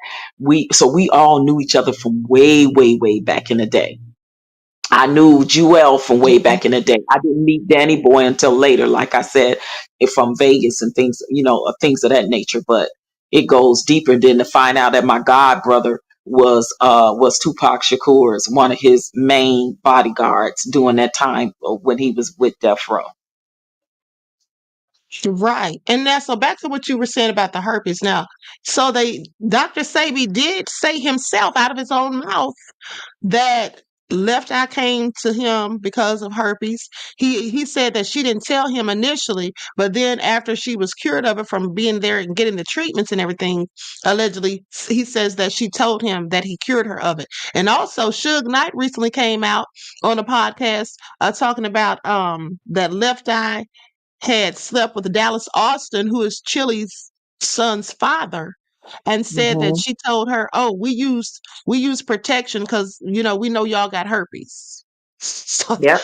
I'm like, this is all, and now this is all alleged. This is just what Suge Knight said. I'm not saying it, but that's what Suge Knight said. So these rumors have definitely been swirling for quite some time, and it's a whole lot of people who've been alleged to have herpes. So just what makes me think that a lot of these people have been sleeping together and passing Mhm. people around. And that may be Listen, subliminally why they had that picture of all of these different celebrities laying in bed together. And then in that Kanye West video, there was different celebrities laying in bed together. Like, to me, that was subliminal, like they all be sleeping together. yeah. And listen, I'm gonna give you a bonus one. Like from back in the day, like my BFF, the one who was the mentor to Kim Porter's first cousin, and another girlfriend of ours. Back in the day, they were exotic dancers. That's what we called them back then. You guys, back then, and I'm talking 30 years ago or 20 plus, I'd say, when T.I. wasn't as big as he was, and him and Tiny was together. When he every time he came to Chicago, my friends them was a part of that thing that they did then, and Tiny would actually specifically pick out the girls for T.I. Okay. So they've been do everybody in the business. See, that's what I'm saying. You guys didn't know a lot of this stuff, but everybody in the business knew that that's how Ti and Tiny got down from 20 plus years ago. You guys, every time uh, he came to town, Christopher Williams, people like them, they would call for certain of my girlfriends that was in that lifestyle back in the day. Okay, so yeah, they've been getting the Bucky Wowleys for a long time. A I can long time. imagine that they was having their cake and eating it too from the sounds of it. So this is all Listen, nefarious, honey. You it have seemed given like us they a were whole bunch of elevated. They just done elevated their game in it. Like it went from, you know, Tiny picking out guys for Ti, then she started indulging in the things, and now they done uh, elevated to this whole nother level of this satanic sexual ritual stuff where now you see people speaking out about them. But I knew that stuff over 20 something years ago. It started Wait a out minute with now. just the Hold on. Let me ask you this. Did you mean to say she was picking out guys for Ti? Did you mean to say girls? girls. I'm sorry. Yeah, I meant girls. My Okay, I bad. just Yeah. want to clear that up, honey, Yeah, yeah, before they start saying but Ti Tiny, and Zetsy. Okay, yeah, yeah, yeah, right. girls and Ti, but Tiny go both ways. Allegedly, I'm Yeah. just saying Okay. allegedly. What you do? I could believe Okay, that. Yeah, I could believe that. I could believe okay, that. Yeah. yeah, So anyway, yeah. this is all crazy. It's so many stories, but I told you some stuff behind the scenes, and you know that Right. also that every year I get hired by Rihanna's father. I work his birthday party every year. He has it at a private location in Las Vegas. His now fiance is a good friend of mine. I sent you that picture as well. So I am still, that's why I say I'm still in the entertainment business. So I do have to be careful with certain things that I say because the people Right. that I still do business with. But like all of this stuff that's coming out now, oh yeah, I can freely talk about it because that the people is never they're either no longer here or other people are speaking out about said experiences, or I'm speaking out about my own personal experience. Absolutely. Well, I'm gonna go ahead and wrap this up because we've been on here. We're at the 3 hour mark, honey. But OG Patrice, I want to thank you for coming on here and sharing all this information, honey. And I'm gonna have you back on here because there's even more stuff. Remember last night when we were talking, I was like, "Girl, we're not gonna be able to tell all of this I on one." know, I know, Okay, I know, so Queen, but it has thank been. you. Yes, absolutely. And I and listen, I'm gonna call you tomorrow because I want to ask you about something else too. But I okay. really appreciate you for coming on here, beloved. All right. Thank you. And love you guys. You had an awesome chat. Thank you so much, Queen. I appreciate it. Yes, no problem. Okay, so with that all been said, I want to thank you all for tuning in once again to the original Queen Ahmadiyyah Shakur show. Please like and share this video as you're on your way out. Remember, it doesn't cost you a single thing. Okay, I hope you all enjoy the rest of your strong end, not the weekend, leaving you in a weakened state of mind. Each one teach one. That's how we grow and thrive. Do something productive, constructive, but never destructive. And always remember, beloveds, to keep the Most High first in your lives. Peace.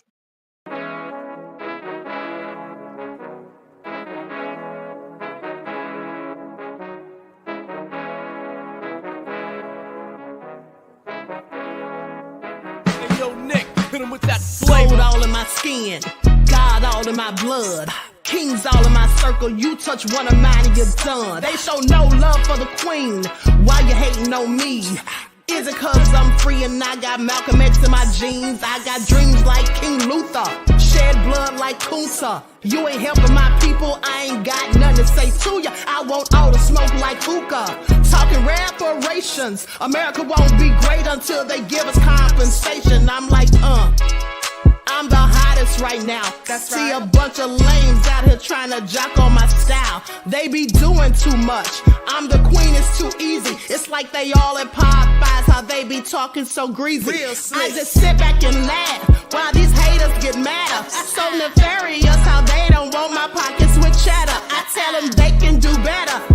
These snakes in the grass can leave a bite on your ass, cause y'all be trusting too fast. I got my foot on the gas, other one on they necks. Dropping receipts on haters, you better show some respect. I'm never facing regrets, we only facing the threats. Running through every challenge like a relay, break no sweat. It's a cold game, so I got that blanket with me. Now that my people awaken, ain't no going to sleep. I do not play by my piece, this time I'm playing for keeps. You talking slick, but when I see you like them ends, we gon' meet. And I got gold all in my skin, God all in my blood, kings all in my circle. You touch one of mine and you done. They show no love for the queen. Why they hating on me? Is it cause I'm free and I got Malcolm X in my jeans and I got gold all in my skin, God all in my blood, kings all in my circle. You touch one of mine and you done. They show no love for the queen. Why they hating on me? Is it cause I'm free and I got Malcolm X in my jeans and I got